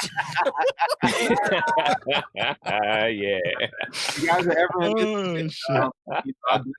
There's one is, like I said, it's been here for over 50 years. It's called Ford and Wyoming Drive-In. They got about 6 theaters there, and you can barbecue and everything out there. Yep. They got What? You go barbecue too? Yeah. Oh, that's cool. That's what's cool about it. Going out with the family and hanging out and barbecuing right there. Just we would pull it out the back of the truck and everything. We just throw it right there and just start doing it. But I mean, hell, we got to open up a drive-in, man. I wouldn't be surprised if they're. Honestly, I wouldn't be surprised if they're still open. Yo, Mike, me, you're gonna talk off the air, bro. We're gonna get something seriously, going. We need to talk about this. Lowery, hold on, Lowery. What do they charge for this shit? Ours here, you get 2 movies for $8.50, and kids 2 movies for $8.50, or maybe kids under 7 are free. Yeah, and Lowery, you could just go set up your barbecue and you could just grill like that, like just right out in the open. Yeah. Oh, shit. Yeah, you could go right out there. We would just throw stuff in there. We would go out there, and then they'll have like a double matinee. Yeah, and you can go out there with the whole family and just chill, grill out. Like other families are out there grilling out, chilling, and then just ours has an actual park, like not a park, but like a playscape right up under one of them, man. So like it's like I said, it's been around forever, man. And this is what families do here, especially when you have young kids who don't sit still in movie theaters, which now mine are starting to. But when we had our newborn, I really wanted to go see Straight Outta Compton, and I knew she would be asleep by a certain time. Perfect time to go to the drive-in. Don't have to get her out of her car seat. Don't have to wake her up.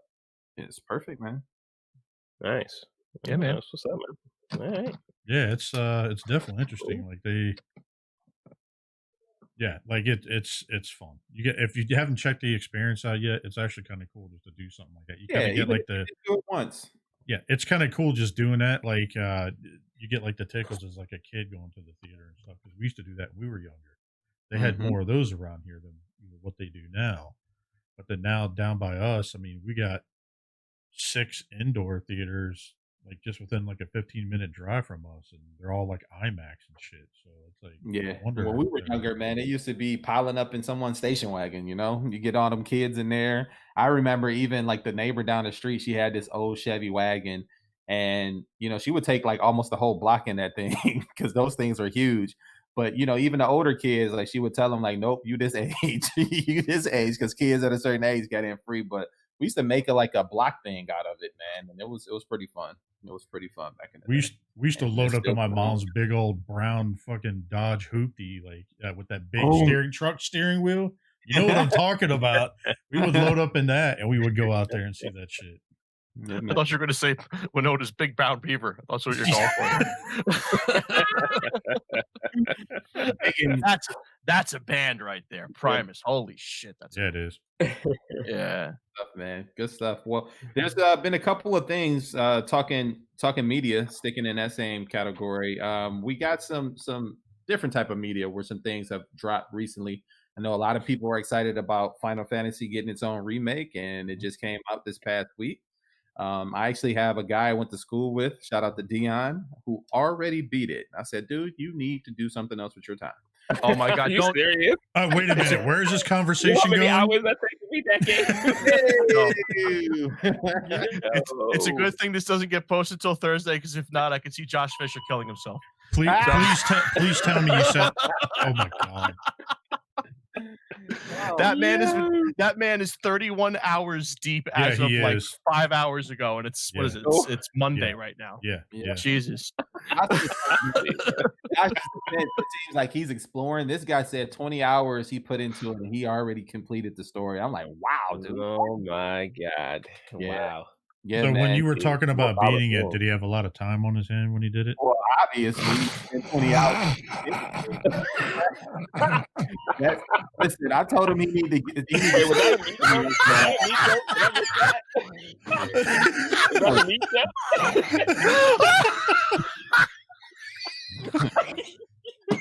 Mike. All right. I didn't admit it. Did you like that? Oh, all right. Sorry, Eric, continue.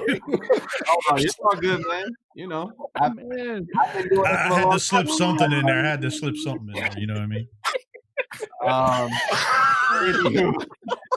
You know, fan the flames of Mike over here.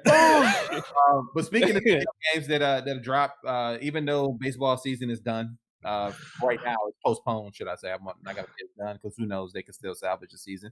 But MLB 2020's dropped. I've been playing that a little bit myself. It's pretty fun. So for those who have a PlayStation 4, unfortunately Xbox fans can't get it. But PlayStation's own baseball series MLB The Show has dropped. It's nothing really new, nothing really different. It's just updated rosters, so on and so forth. Missing a couple players because they get suspended. But that's another story that we probably beat over the head already. And then for those who are looking for some cool free games that have dropped, Call of Duty dropped their own multiplayer that is cross-platform compatible. Warzone, where it's up to 150 players at one time, and that thing is fun. That's crazy. I am gonna go download that. Joe, we should make a clan. Yeah, I'm down, dude. Yeah, why not, right? It's so fun. So the objective is, so there's this one part where you actually drop in, you fly in off of an airplane, you parachute down, excuse me, and you get to this particular landing spot. And the goal is to be the last man standing. And you have to get to these safe zones. So there's this poisonous gas around you, and you got to take out people before this gas closes in on you. And the goal is to take them out while still staying in the safe zone. It makes it very interesting. There's a lot of little cash packs around. There's a lot of weapons that you can pick up, kill strikes, everything. It's crazy, dude. So shout out to Call of Duty for giving the fans something free for after 120 years of dropping games. I'm exaggerating. It's actually the mobile game too. Actually, you can play with the mobile game that'll go with those also. Yeah, you can, and you can actually gain points and rewards doing it that way. So shout out to them actually giving the fans something free, man, after sucking us for downloadable content for all these years, sucking us dry. But yeah, that was pretty cool. Anybody besides Lowery and myself gonna download that or get that? I'm not a game guy, and I haven't played. Honestly, I haven't played video games in a long time, so you count me out of that one. Yeah, I knew as soon as you said download, I wasn't going to get that. So I'm definitely. Well, you could get the disc. What's that? Emphasize the disc with never mind. Oh, well, actually, you know what? If you bought Call of Duty Modern Warfare, you do get it for free. Yeah. You just have to download the upgrade. But it downloads automatically if you just buy the disc and you slide it in. Haha. Meat joke. Yeah, that was nice. I like what you did there. See? No, I got you. I hear you, but I still want the physical copy. Yeah, that's what I'm saying. You buy the physical copy, it'll download Warzone automatically if you get it. Okay. Yeah. I mean, I don't. What is that? What is that for PS4? You play it or you played Xbox? It's cross-platform, so it doesn't matter which one you get it on, and you can even do it on PC too. I was playing on my phone with my nephew on it. I mean, he was on his PS4, and I was on my phone, and we were playing back and forth. I mean, that's dope. Yeah, I'm not on a your big phone, shooter though. guy. Okay, yeah. I mean, then this is probably not for you then, but it's worth it for those who are looking for it, man. Going on and get it. Go and get it. What'd you say, E? Go and get it. Nah, I was asking on Lowery, how was it on the phone? Like, how was it playing on mobile? Dude, it's actually not that bad. Like, I'll send you guys screenshots. It's kind of fun. It's like you hold your phone and literally it's like just a joystick. You move left around and over here. You know what I mean? So it's fun as hell. I mean, when you got a bigger phone, I mean, I got a Note 9.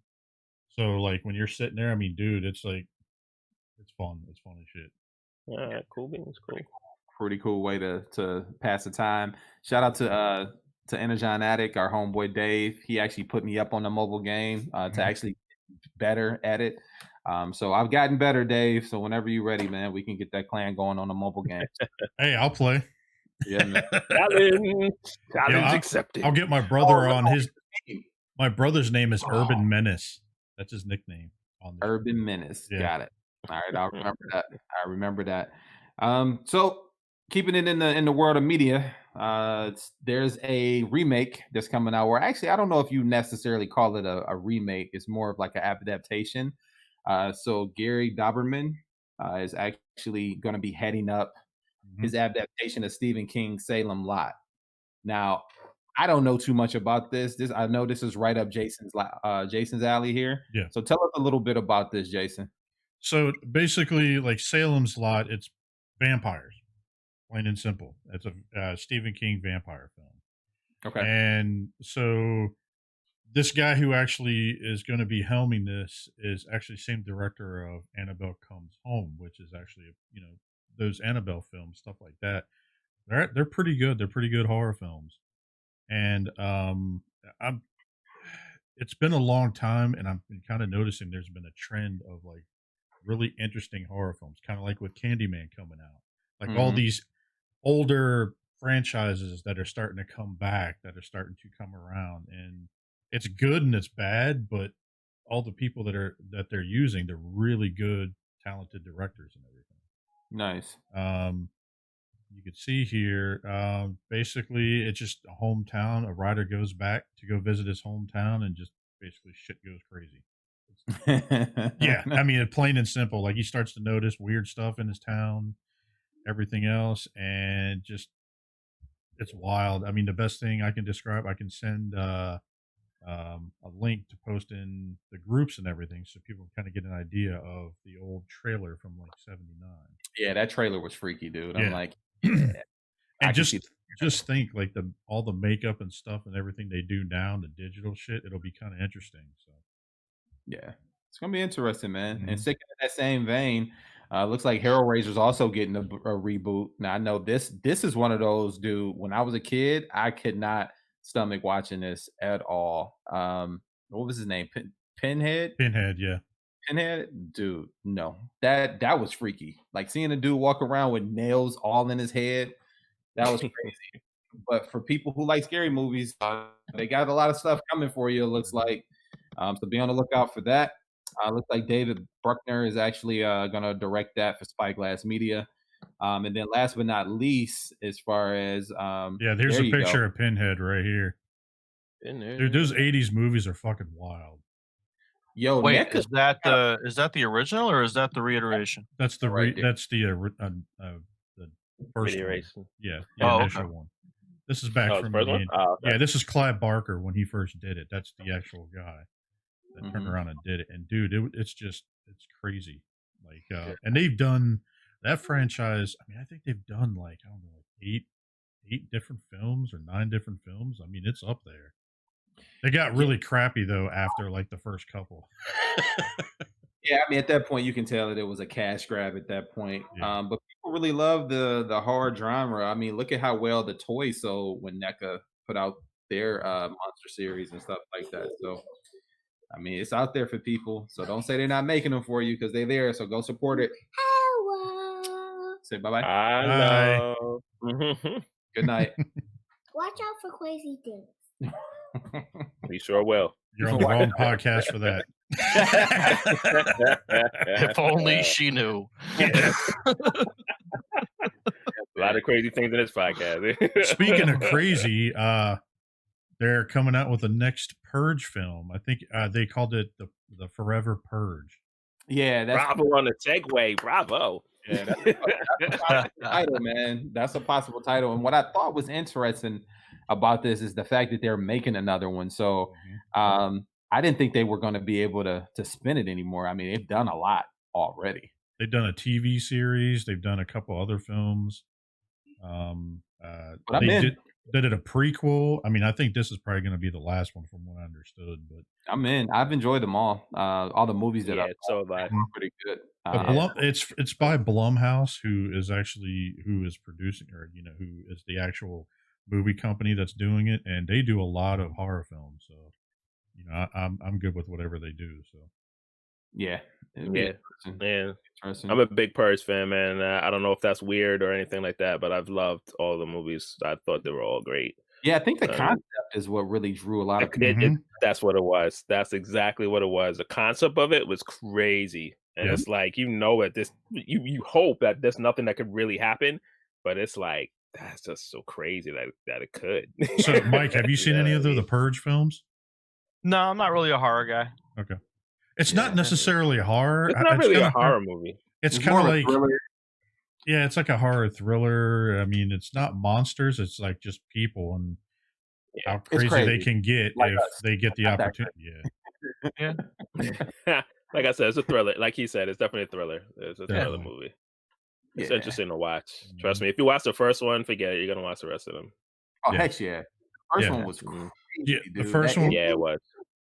Yeah, and as the movies went on, they got more of a budget. And they got bigger, and then like just more people. It's kind of like those dumbass movies. And please don't tell me, don't compare the two. But like all the Sharknado movies, as they went on, the production got bigger, and then more fucking people start getting added on and everything else. So. How dare you compare the Purge to Sharknado? Oh yeah, I know. I'm waiting to hear that. No, I didn't do that. But speaking of like really dumb looking things, we got Steve Carell in here and a comedy inspired Space Force. I love Steve Carell. I love Steve Carell too, so I'll probably watch do too. I would laugh. He takes his shirt off and he still has like all the missing hair from like 40-year-old virgin and shit. But that movie. Oh, he really bled for that role, man. Like he said that was really them taking his hair off, and you can actually see the blood coming out. Yeah, like, that was nope. No. I mean, so that much, why not? So basically, it's like I think this is like a TV show. I think is what they're doing.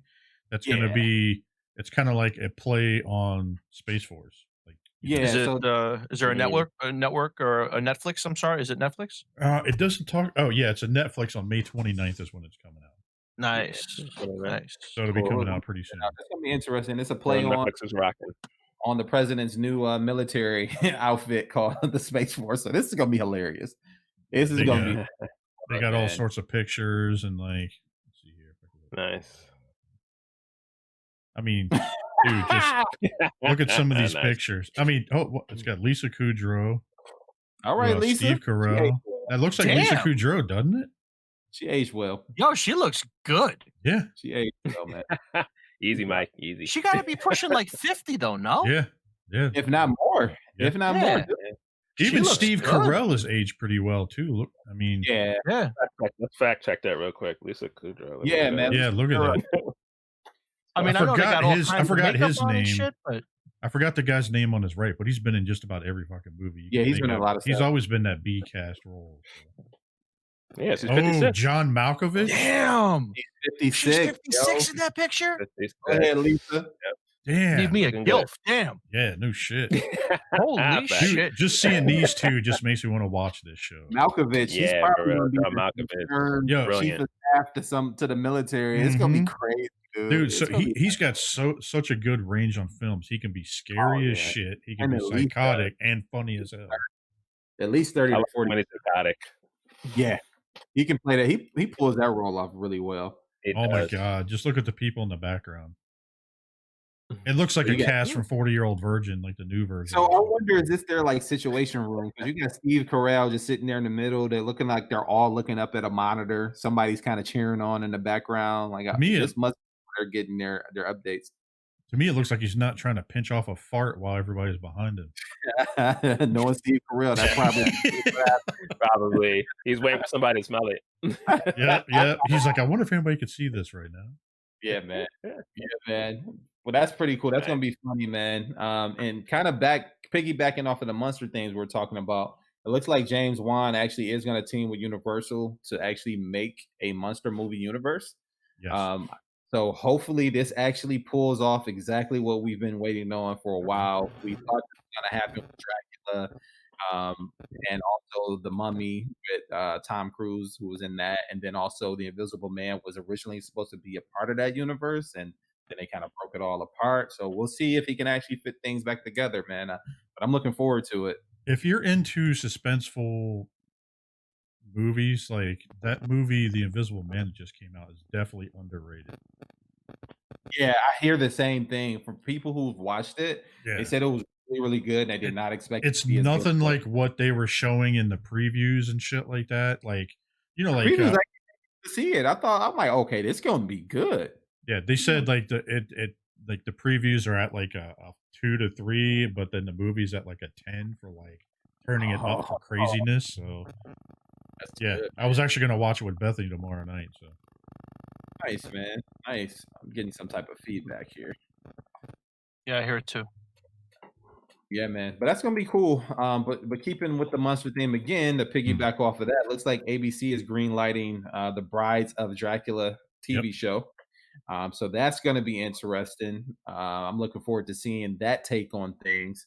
Wait, I'm sorry. So I apologize, Eric. We spoke about Dracula series coming to network television just now. This is another Dracula series coming to the network television at the same time. Did we talk about a Dracula? No, series? he was. What was that Dracula? Salem's Lot was actually a movie that's being remade. Oh, my fault. Sorry, my bad. No, it's all good. All good. But this here, it looks like it's going to be a syndicated, well, not syndicated, but made for TV series via ABC Studios. And it has the potential to be good. It's going to follow Dracula's 3 brides through their stories, their individual stories, and then collectively as bringing the Brides of Dracula. If you know anything about Dracula, he has the ability to make anyone he bites into a bride. And that's what the Netflix series actually kind of followed as well. Yep. If you've seen that, the 3-episode mini movies that they did on Dracula, but that was pretty good as well. So I'm hoping to get something similar to that, but I know it won't be as good because, I mean, it's going to be on ABC. So they can't go as deep as there's not going to be as much nudity and stuff like that on there, which is a shame because there's some good looking women that they turn around and chose for those roles. Yeah, man. Yeah, it looks good, man. It looks good. Anybody else? Well, I know, Mike, you're not really into the horror stuff. Wells, you gonna check it out, possibly? Yeah, possibly. If I run across it, if it happens to be playing on TV, I might catch it. I'm not gonna go looking for it though. Dracula's not really horror to me. Dracula's more like, that's like a monster movie. To me, monster movies aren't really horror movies. You know, Godzilla's not a horror movie. No, you know what I mean? That's fair. But I'll be honest. It's going to have a lot to live up to because I know every single person that listens to this is going to laugh.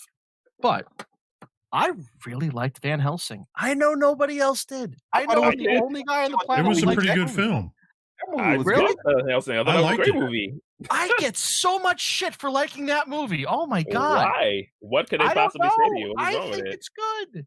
I thought it was good. I mean, sometimes the dialogue got a little cheesy, but the action was great. I thought it was good, and I thought they did a good job. I think they picked a pretty good cast to play the villains. I mean, it was good. I thought it was good. Yeah, those are my brides. Those are my brides of Dracula right there. There you go. I love. That was cool as shit. There you go, man. Mike's like, I ruined the DVD, so I get the Blu-ray. Played that thing so many times. that was because of Kate Beckinsale. Totally different situation. Hey. She's a good-looking woman too. Tell me about it. Yo, and isn't dating her? The dude who's on Saturday Night Live. I'm sorry. The young kid. What's his name? Pete Davidson. Didn't he date Kate Beckinsale? I think he is. He was dating also. Who else was he dating? Ariana Grande before he started dating Kate Beckinsale. He's making his rounds, dude. Damn, that's a jump right there. Yeah, that's going from like 30 to like 50. Crazy. Yo, but did you see some of her videos? Like she'll post like on Instagram or something like that, her workout videos. And for that woman to be 50 and be that flexible, no wonder he went after her. Go ahead, Kate. You couldn't. Doing what you doing, baby girl. Bro, Underworld, my God. Phenomenal. Really good. Black leather never looked so good. I think I saw the last one. I saw that one. I think that's the only one I did not see in a movie theater. The rest of them, I saw definitely in a movie theater. It was some great action movies, man. Yeah, pretty good stuff, man. Well, speaking of action, Mark Ruffalo has been cast to play the Hulk again. but this time on She-Hulk, the Disney Plus series, whenever that drops. So he's going to make some appearances on that show. So that's good that they're connecting those worlds like they said they would. But it's just going to be interesting how it all kind of plays out because, I mean, let's face it, Marvel still does not know what they need to do or what they want to do with the Hulk. So is he playing Hulk or She-Hulk? Clearly. He's definitely playing Hulk. Not Brie Larson. What's the young lady's name who's playing? Allison Brie. Like everybody wants her. Yeah, yeah. We just talked about this a couple episodes back where they talked about they wanted her or somebody like her, and she keeps saying to everybody, "No, I haven't thought about it, but dude, I think she'd be pretty good at it." Yeah, especially as Jennifer as like the lawyer, and then if they do CGI with her or something to be Hulk. Yeah, if they choose her, I think she'll play a good Jennifer. The jury's still out on how well they'll make it translate into She-Hulk, but I'm not opposed. We'll see. I mean, did it with Ruffalo. I mean, Marvel hasn't let me down yet, man. Go ahead, Mike. I see you.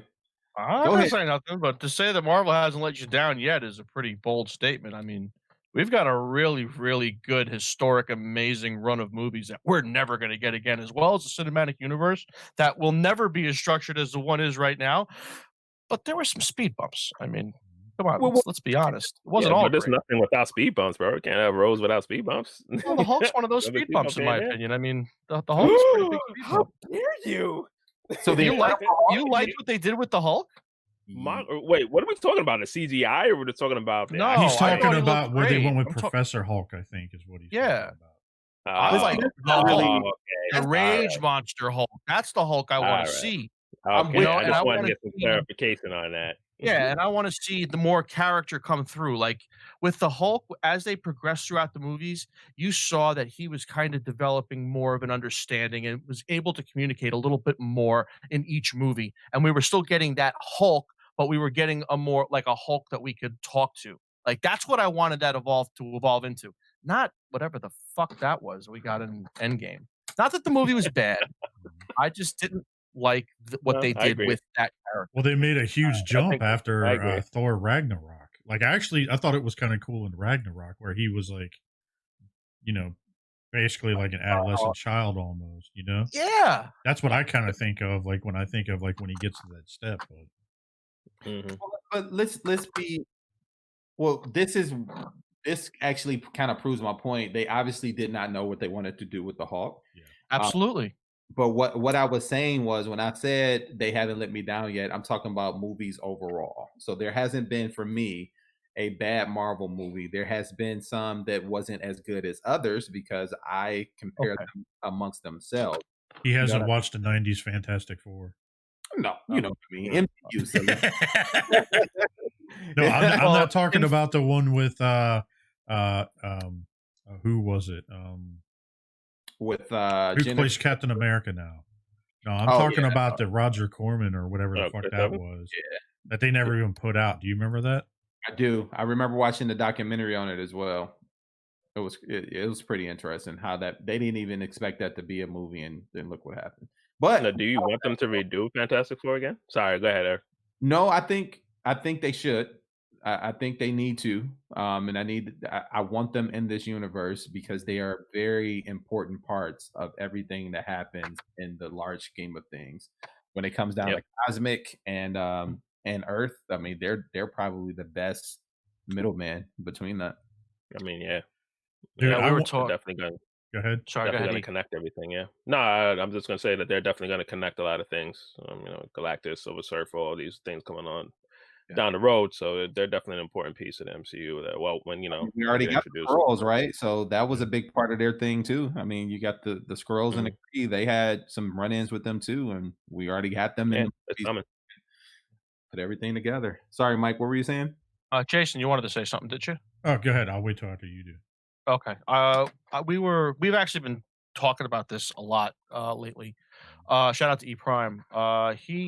We've had this conversation a couple times the last few nights, and he's convinced that like in order to incorporate the X-Men into this world, and which is obviously what Disney is going to do now that they've acquired the property, is it's going to have something to do with the result of the snap, which makes sense, and it's an easy way out. And I get it. You can basically do anything with the Infinity Gauntlet, and it'll work.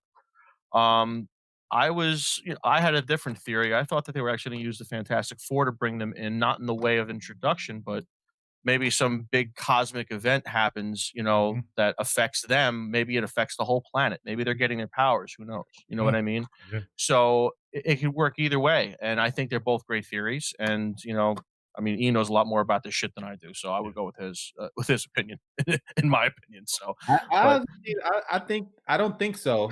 I think that's a great theory. And if they did it, I'd still be happy with that. But what I think where they're going to introduce mutants is probably going to be in the Eternals. And you're going to see a couple of pieces of information, like some Easter eggs, some nuggets that get dropped that will lead us into the mutant world happening. So, but cool. I'm cool with all those theories, honestly. I feel like Marvel can really do no wrong when it comes to major events like that. Yes, they don't know what to do with the Hulk. But I mean, it's not like we haven't seen a smart version of the Hulk in the comics either. So, Hey, listen, just because it's in the comics doesn't mean it's good. I think there's a lot of people that are out there that are going to agree with me there. Yeah. I agree. But I agree. To touch on the Fantastic Four, though, dude, I kind of want John Krasinski to play Mr. Fantastic.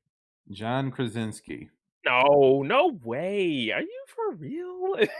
Him and Emily. I want Emily. Tell her how you feel. Dude, he was almost Captain America. The guy from The Office. He was almost Captain America, dude. Have you followed any of his films since then? He's been listen, he's good. He's a good actor. I can't see him as Mr. Fantastic. And then Emily Blunt, I want to see her as Invisible Woman. Is that the guy? Is that the girl that he's married to? Yeah. Or dating? Yeah, I think so. Yeah. I can see them two doing that. Emily Blunt's not hot enough for Invisible Woman for me. Sorry, I'm superficial. And that's a whole nother topic. Yep. That's another episode. That's been a rumor, actually, Lowery. That's been a rumor going around for a while because they've already done like some mock-ups with him. Yep. I can see that. They painted his hair gray a little bit in those little areas. I could actually see that. Or the guy who played what was that spy TV show that used to come on where the guy was kind of like a dorky nerd kind of guy, but he kind of Get Smart. Get Smart. There it is. Oh, yeah. I think he can even do it. I mean, they're in the same vein. You can't really go wrong with either. I don't see nothing wrong with Emily Blunt playing the Invisible Woman. I have a couple of other options that I would like to go with, but I don't see anything wrong with Emily Blunt playing the role. I'm sure she'll be fine. I'm just busting chops. So here's a picture I'll share. This is what somebody mocked up for him. It's not bad. Yeah. It's not. It's not bad. You know what it is? It's just because I watch The Office and I just see him as that same person, cracking jokes and playing jokes on, I can't see him in a serious role like this. It was easier. And I know he's in Quiet Place. I know he's done. He's even directed those films, dude. Like they're crazy. Right? Yeah, I know. But I mean, like, I just can't. I don't know. You can't. It just wouldn't be my Fantastic. Mr. Fantastic. I don't know. And that's fair. That's fair. That's like fair. that's why this is a great conversation. Mm-hmm. It's to be seen. Like anything else, it's to be seen. Like we're just gonna have to wait and see. Yeah. If that really happens, See, like your perception from that, like your the reason why that's not working for you.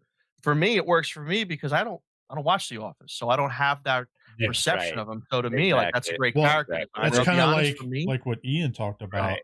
Like people also see that with like Robert Pattinson with his Batman. Right. People are doing him like with Twilight. They're doing the same like association type thing. So it's hard like, not to. Actually, I agree with you there, but I'll step up and actually say that's not why I don't see him as Batman. I actually like Twilight movies. I know I'm a weird nerd. I'm on the outside looking in on this one. However, I'm okay with Twilight. I enjoyed the movies. They were pretty good stories, but the action scenes were great in those movies.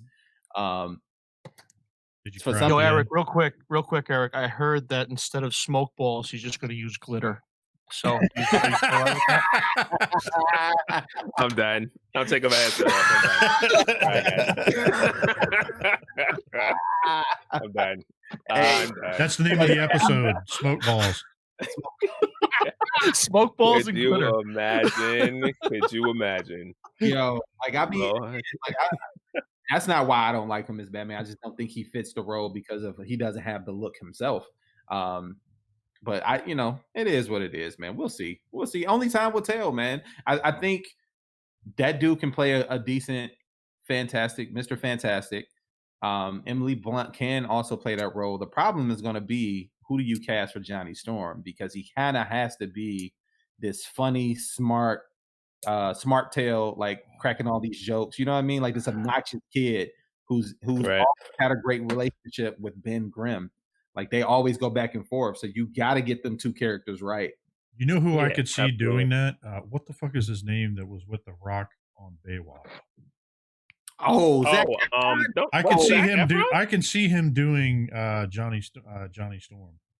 Yes, I can see him doing that. Yeah, yes, yeah. You know what? Yeah, that's good. With those. I had to go back and think about the movie, and you're right, Jason. So I'll back that. You know what? Yeah, right. That's good. He's funny as shit. He can be a smart ass. He can be serious. He's a good-looking guy. He's a hot. That's a moneymaker he's right a hothead. All that shit. Yeah, I can see that. Yeah, you're right. Who I'm gonna send him an Instagram message real quick. Hold on a second. With New York Mike thinks you're hot, or whatever it was. Yeah. Tell him he's a sexy bitch. Literally. Fire. Tell him that. Hey. Who would you guys think would be Ben Grimm? Yeah, who do we cast for Ben Grimm at this point? I mean, we got to finish it out now. Yeah. Sorry to do a tangent, but I was like, oh, it kind of fit in with all that. Put me on a spot. Ben Grimm. Yeah, spot. Grimm. There's That's a good question. There's a couple of options. I'll give you one. If he wasn't already being Black Adam, I think his relationship with Zac Efron, Baywatch, you can have The Rock in that role. I thought about that too, but I don't know. I think he would. He's big enough to play the character. He has snappy jokes. He's not as funny as people think, because Ben Grimm thought he was funnier than what he actually was. And I think him and Zac Efron can play well off of each other. I mean, they did it in Baywatch. Yeah. Going off of that, but I don't know. He was my first thought, though. He did pop in my mind first, but I didn't spit that out though because I wasn't sure. See, I'm gonna go ahead and say, I'm gonna say right sport, wrong wrestler. Don't say John Cena. Please don't say John Cena. No. This is gonna be a CGI character, right? Yeah. Stone Cold Steve Austin.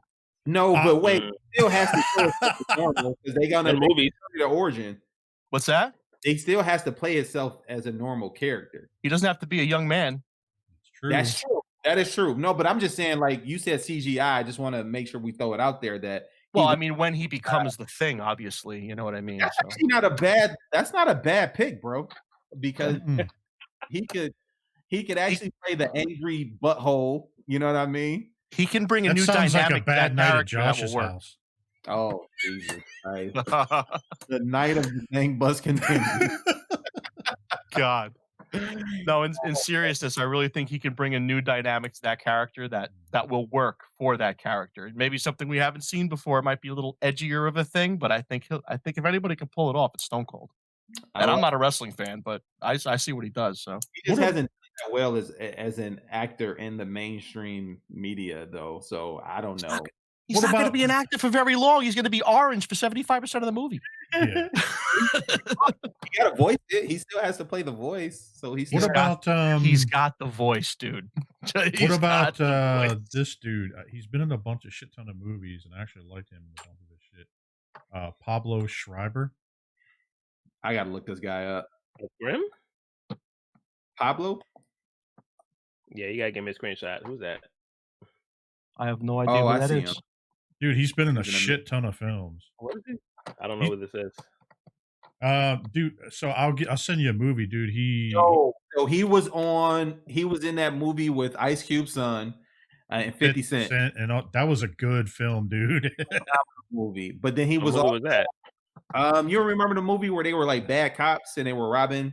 It was straight to Netflix. And it was him and 50. Oh, it was a Netflix film. Oh, okay.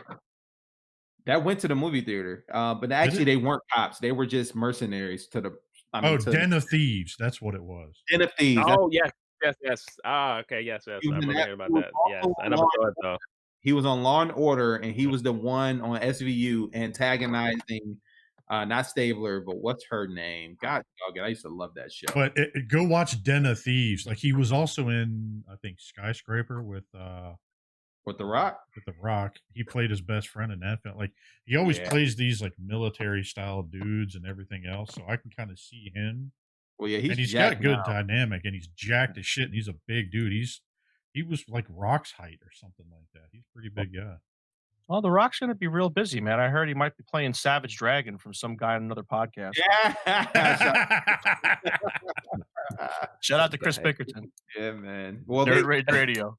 One of the rumors is that he's already playing in the Halo TV series, but I can't see him as Ben Grimm. Like I think he's no. You know who I can see as Ben Grimm though? Yes, there it is. So remember the guy who played Sabretooth and yeah. Sure, Creed. X-Men. Creed, yeah. Well, he played Creed, yeah. And in the Wolverine movie, he can play. I think he can play Ben Grimm and probably do it good. Wait a minute, which Sabretooth? Like he's on Ray Donovan, right? No, that's not. Are you talking about Lee Schreiber? Yes, Lee Schreiber. They're brothers, I think. I think could be wrong. I think he can play. Well, yeah, it's Pablo and Lee. It does. You know who else could play it pretty good too is Tyler Mane. Now you got me looking again. He played Michael Myers in the Halloween films, and he also played Sabretooth in the original X-Men films. Yeah, he sucked. I didn't. What? The original X-Men one? They didn't do. I think he could have done so much better in that role if they would have took just the straight psycho mind controlled kind of guy out of it and let him actually play the character. Because I had high hopes for him playing in that role, so I wouldn't say he sucked. What they wrote him in as was not good. Okay. But Lee Schreiber, I think, is good. And I think he probably could play the role, Jason, because he's a good actor. He can probably play Ben Grimm, no problem. But we still have to remember this person has to bring like a funny element too. Yeah, if you guys get a chance, if you haven't seen Den of Thieves, check it out. It's a pretty good film. Phenomenal movie. Yeah. The best scene ever in that film is when what's his name's daughter, 50 Cent's daughter, comes in there for because all of them are in the military, right? And the daughter goes out for like prom, and then all of a sudden he had all of his buddies in there, like tatted up, fucking ripped, like everything. And he's giving the guy a talk, his daughter's date, giving him the talk in front of his buddies. It was really good. Dude, it's one of the funniest fucking scenes I've ever seen, like something like that. So. Yeah, definitely. Well, speaking of the comic book world, man, there's actually a figure that's on its way. I know you got it coming, Jason. Mine's is on its way. But Mafek's comic version, the Jim Lee style of Cyclops, is actually on its way and dropping soon. So for those who haven't to pay up their pre-orders, go ahead and pay that off if you want that figure. It looks good. Really, really good. I'll get a picture up so you can see it. Forward to it. I think Wells, you said you thought it looked good as well. Mike, you just said for sure it does look good. No, it does. It looks great. I have been excited about this thing coming for a while. So if you have the Mafex Wolverine, or even if you don't, if you have like Marvel Legends figures, it could still go in that collection, and it looks phenomenal. I don't know that with Marvel Legends. That looks pretty good. That would stand out amongst your Marvel Legends pretty good. Yeah, this is gonna. I agree with Mike. It's gonna definitely stand out. He doesn't look as much humpback as in the other couple of pictures we saw. Yeah. Yep. But I mean, Wolverine fits. Does he come with a jacket? No, he doesn't. I don't. I'm pretty sure. Damn, really?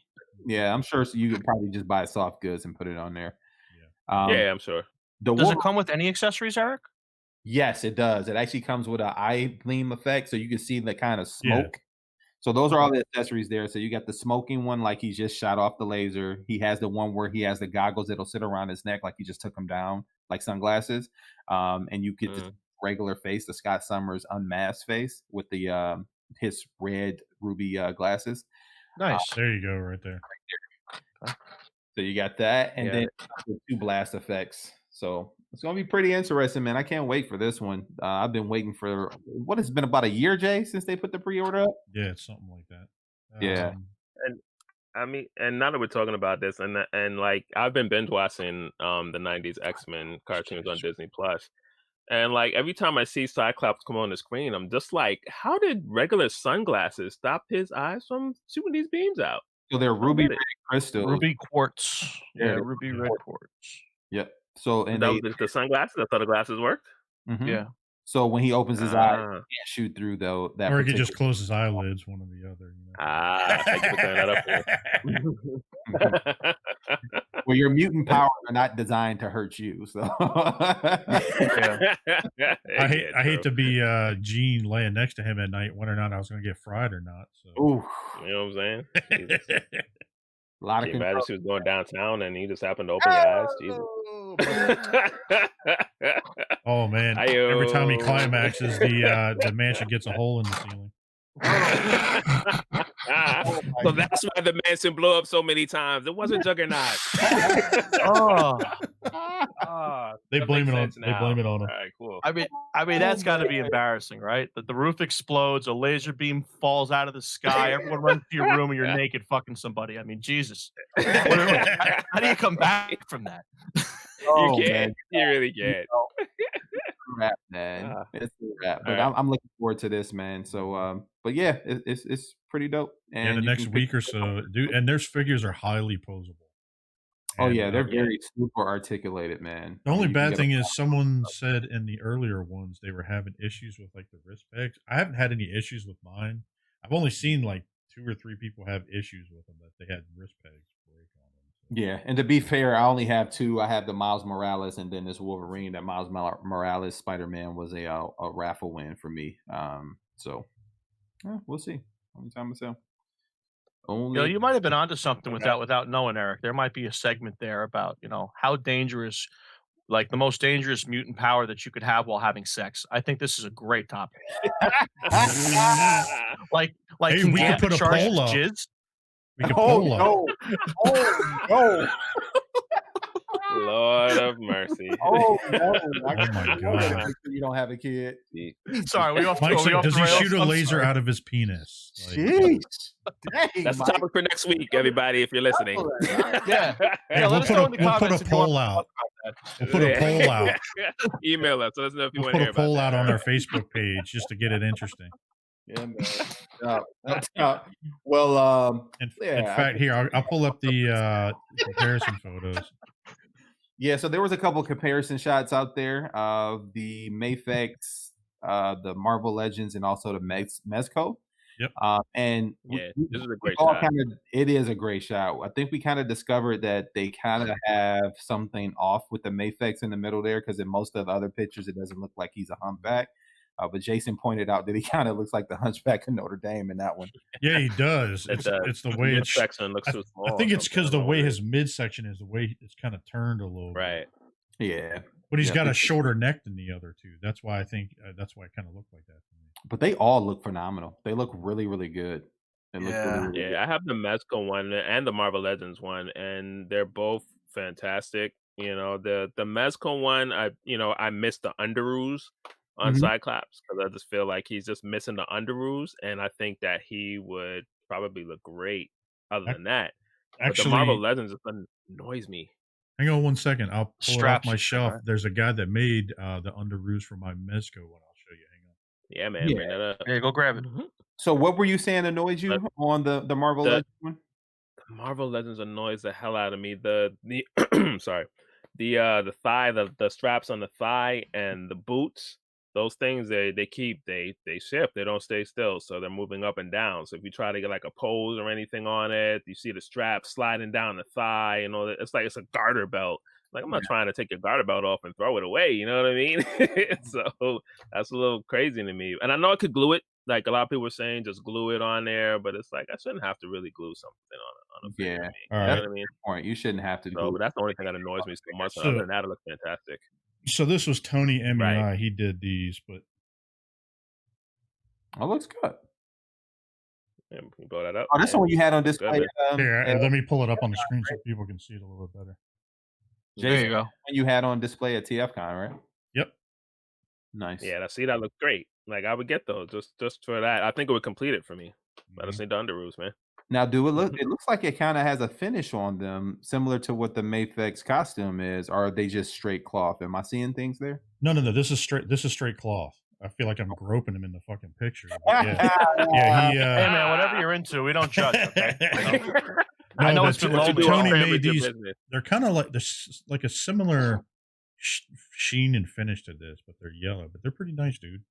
Yeah, it looks good. He doesn't look like he's got a boner every single time when he's like sitting there in the picture either. I mean, camel toe. Yo, that looks good though, man. I mean, they did a good job with whoever designed those. You said Tony MEI. I'll post him up in the group. He's on Facebook. He does a lot of customs for like 6 scale and 12 scale figures. Yeah. So how long did it take for you to get that? If you don't mind me asking, for the listeners, if they were to order from it. I mean, he does them in batches, and the only thing about him, for the most part, he does them in one run. So if you don't get it when he does it, that's it. Like, he doesn't do them again. Like, I've gotten a couple different outfits from him. Like, I think it was $20 for the pants shipped, which isn't bad. I mean, they're custom made, like everything else. It's got rubber lining on the inside, like right around the waist and stuff, so it doesn't slide off and shit like that. So they're roll made, so they're pretty nice. I will say this: those do look good. They look great on there. But for $20, I can buy my own damn drawers. I can get a pair of boxes. A couple pair of boxes. Yeah. But no, all jokes aside, those do look good. And the fact that they have material inside of them that don't allow them to slide down, that's pretty dope. That's it. That means you can move the legs, no problem, and don't have to worry about it moving. Anytime I do posts on him, like, stuff doesn't fall down, it doesn't bunch up, it doesn't crease up, it doesn't look like he's got like camel toe or nothing like that either. So nice. Good stuff, man. Good stuff.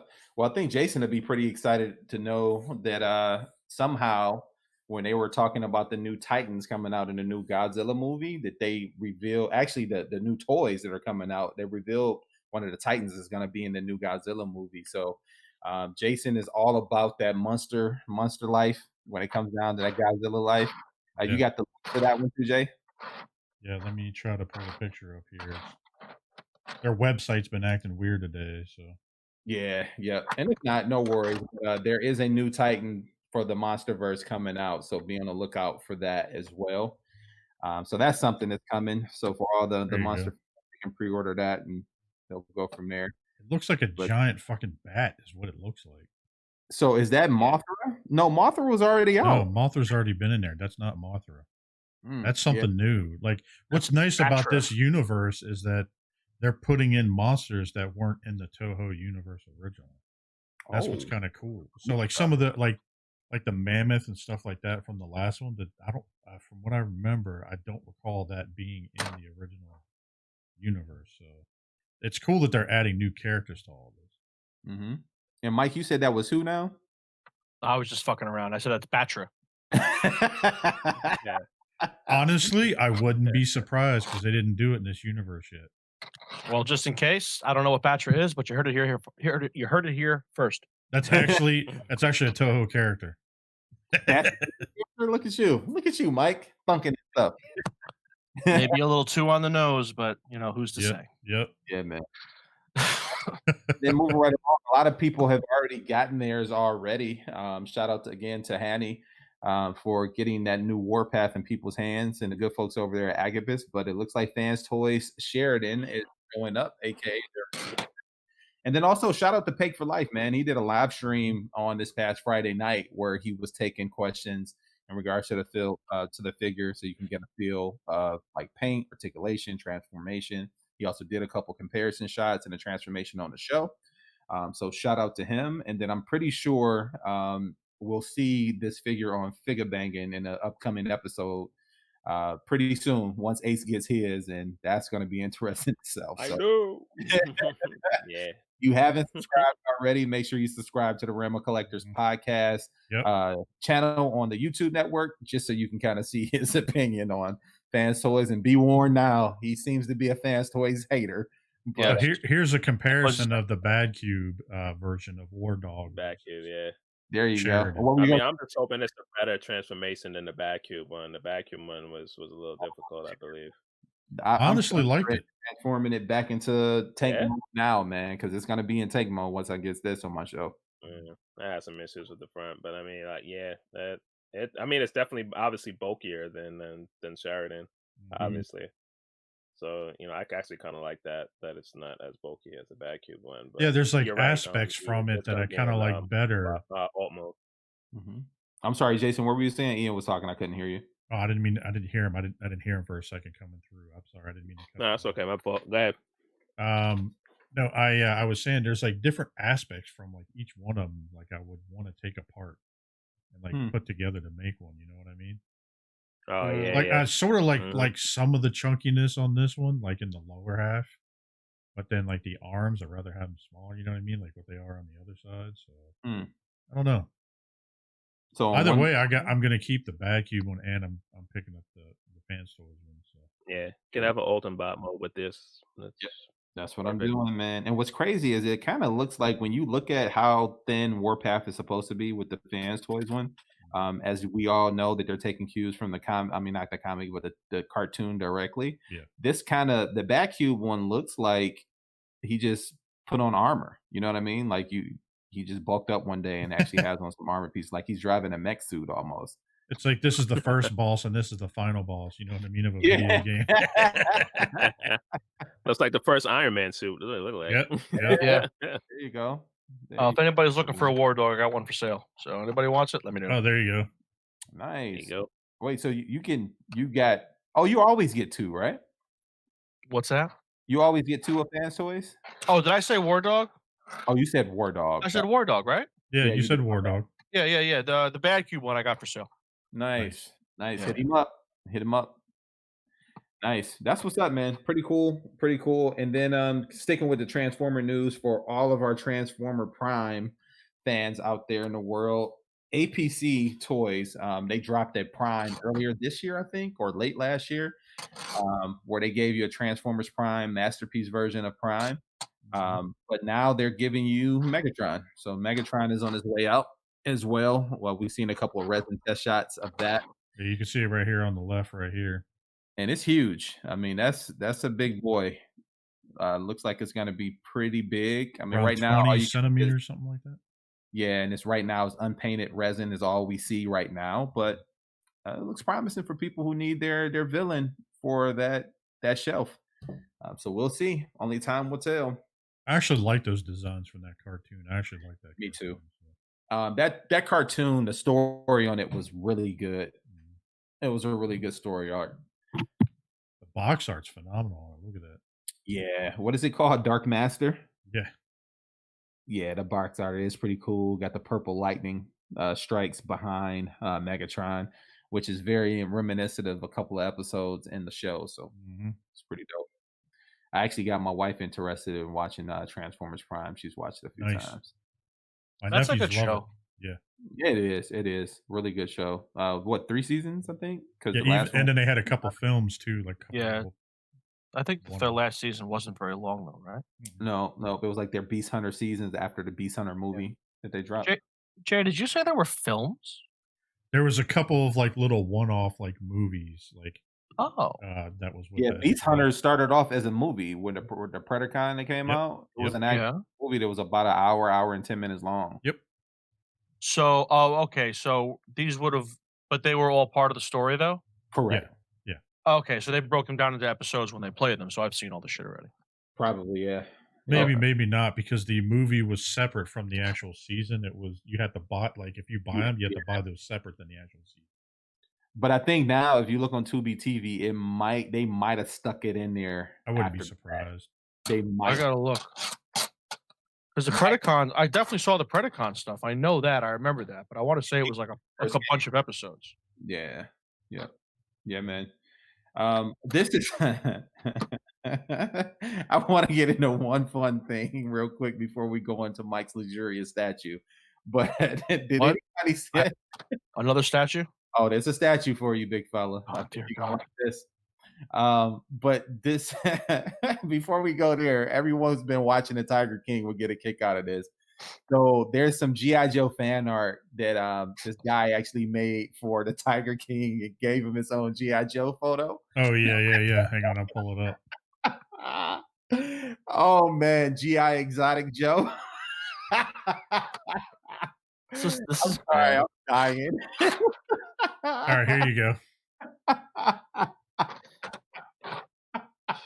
G.I. Joe Exotic. That is crazy. Dude, so it looks like it comes with a little gun. It comes with some padlocks. Oh, my God. I don't know what the fuck this is. Maybe like some beer. Like, I don't know. Like, or is it a bomb because he tried to blow up Carol? See, I'm here's my surprised- problem. I look at this, and if you look at it real quick, like I see shipwreck, so it's like ruining shipwreck for me. Oh, I can see. Oh, Right? yeah. Look at it real quick, and it's like, oh, that's shipwreck. Oh wait, no, it's not. So I wonder if they're gonna do like a Carol Baskins version, and they're gonna have like her husband's half of his body out the tiger's mouth. Or something. Feed him to a tiger. There's got to be some tiger shit in there somewhere. Another accessory we need. Yeah. Oh yeah, man, it's crazy. So he comes with a shotgun, a sawed-off shotgun. He looks like he has the traditional GI Joe tiger stripe shirt for the Tiger Stripe series. Man, this is funny, and he's built in like the 25th and 50th anniversary GI Joe. But this is great. This box art has been hilarious. I doubt if there's a real figure coming out. But No, if I don't think it is. I think it's just a if spoof, they but do, still if funny they as pull that shit. off, oh, that stuff would sell like crazy. Can you imagine that? Dude. That's one of those stupid things that'll just sell Look at out. this. It'll be worth a shitload of money. Watch. Someone did such a good job on this. They even made like the creases in the box, like when you pick it up. You see that? Yeah, and even off to the side there, and did you point that out in the upper right? It's like a crease. Yeah, right here, and then right here when you go to pull it off, and it always pulls all the time. You know what I mean? That's crazy, dude. That's crazy. They thought of everything with this, but I thought that was hilarious, man. But moving right along to wrap some things up, man. There is actually a Street Fighter 5 Chun-Li, like the alternate costume, like the DLC pack. I think you're gonna like this one, Mike. Did I put this in the chat? Because I don't remember this one either. I never remember what I put in the chat. Nope, I think Lowery came up with this because he thought you Oh yeah, as well. I remember this. This is the one that I said this would be something for New York Mike. Oh, now I know what kind of statue it is. Bam!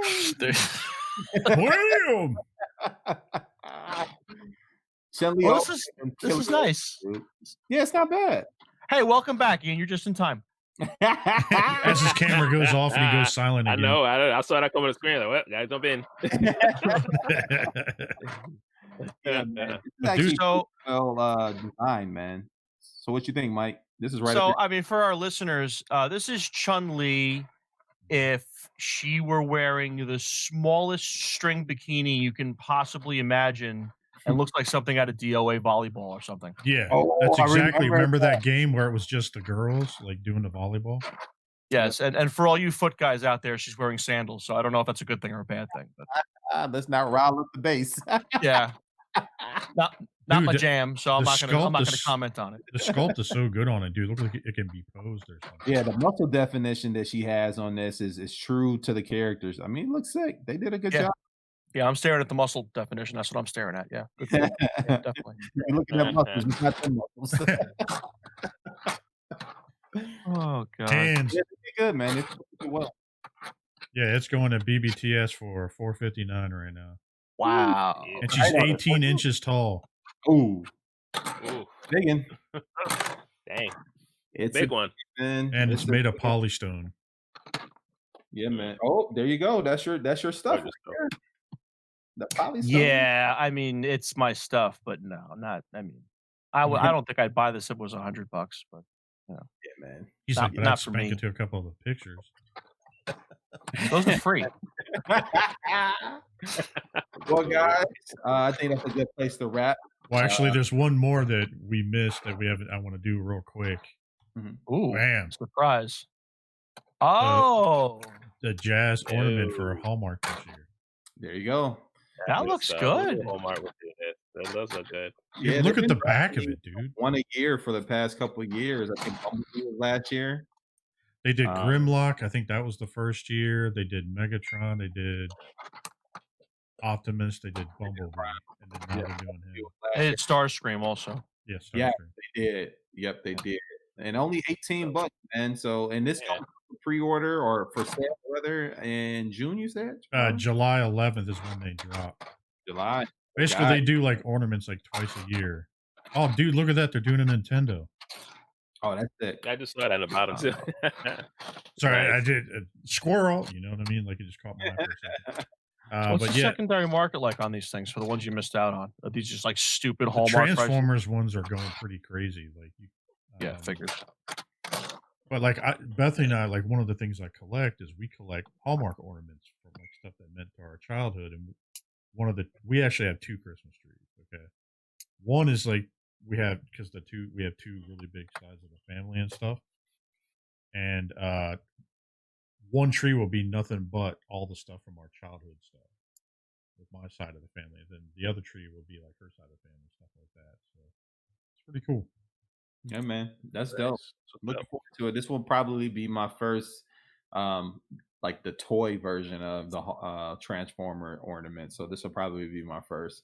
I got a couple of the other small ones, but yeah, man, this is gonna be cool. So remember, guys, July, go out and get it because it probably is gonna be gone quick.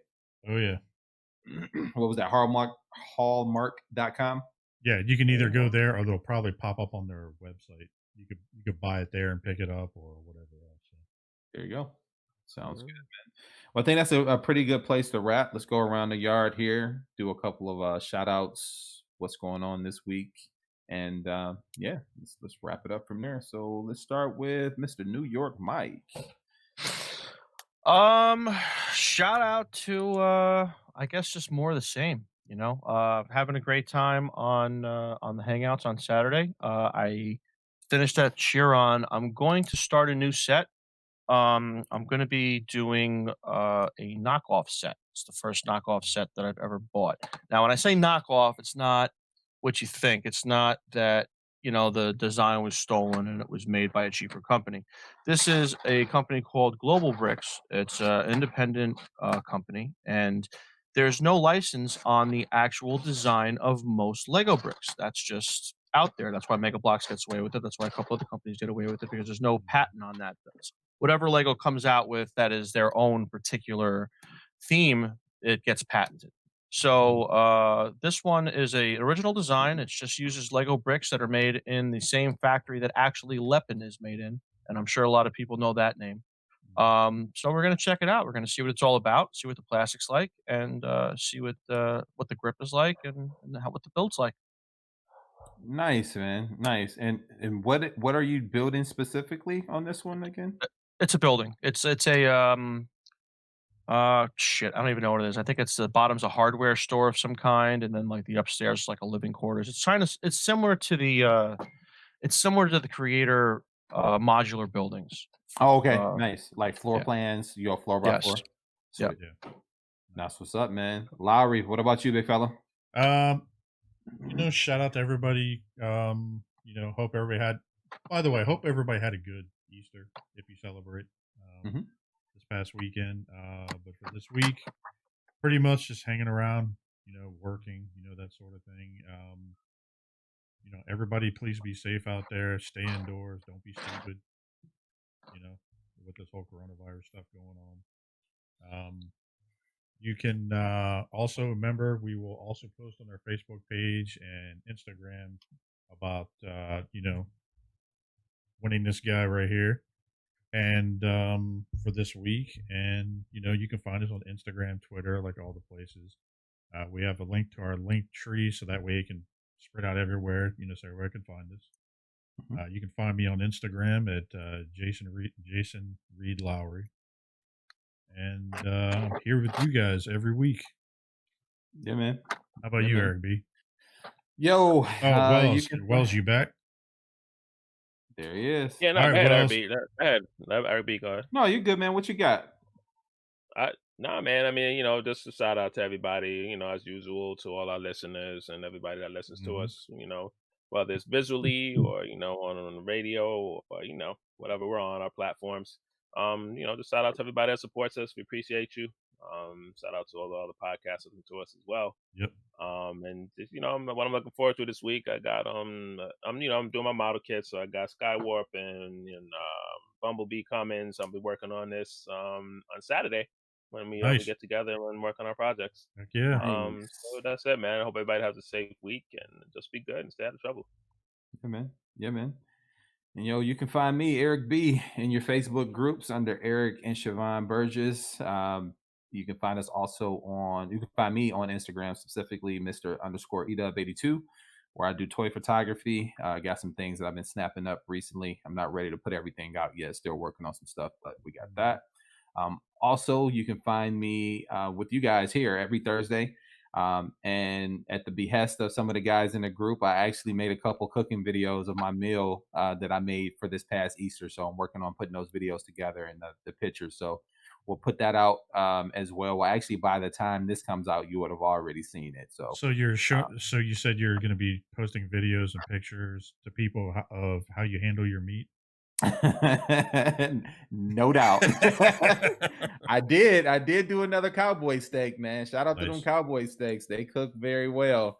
I know I'm gonna make a lot of people jealous out there, but yeah, I'm looking forward to putting that stuff out there, man. It's gonna be pretty fun. Male strip clubs are jealous of your cowboys all over the country. Oh man. But yeah, you can also find us as Kennedy's Village, which you can see. There it is. Got it. You can find on Kennedy's Village, where even though with the coronavirus we have been a little hampered as far as fundraising and things of that sort, but we're doing some stuff behind the scenes to strengthen the company and the foundation, getting some logos and mottos all hampered out there. So you can find us on Instagram, Facebook, and Twitter at Kennedy's Village. And with that, guys, I want to say also again, thank you again for helping us get to episode number 10. We could have not done this without you. Man, it's episode 10, guys. Like we're 10 episodes in, and we still got a lot to go. Seems like it was just yesterday. Thank you, everybody. But with that, guys, the nerds have spoken. Let's get out of here. All right. Say See you guys next Later, week. guys. Catch you later. Deuces.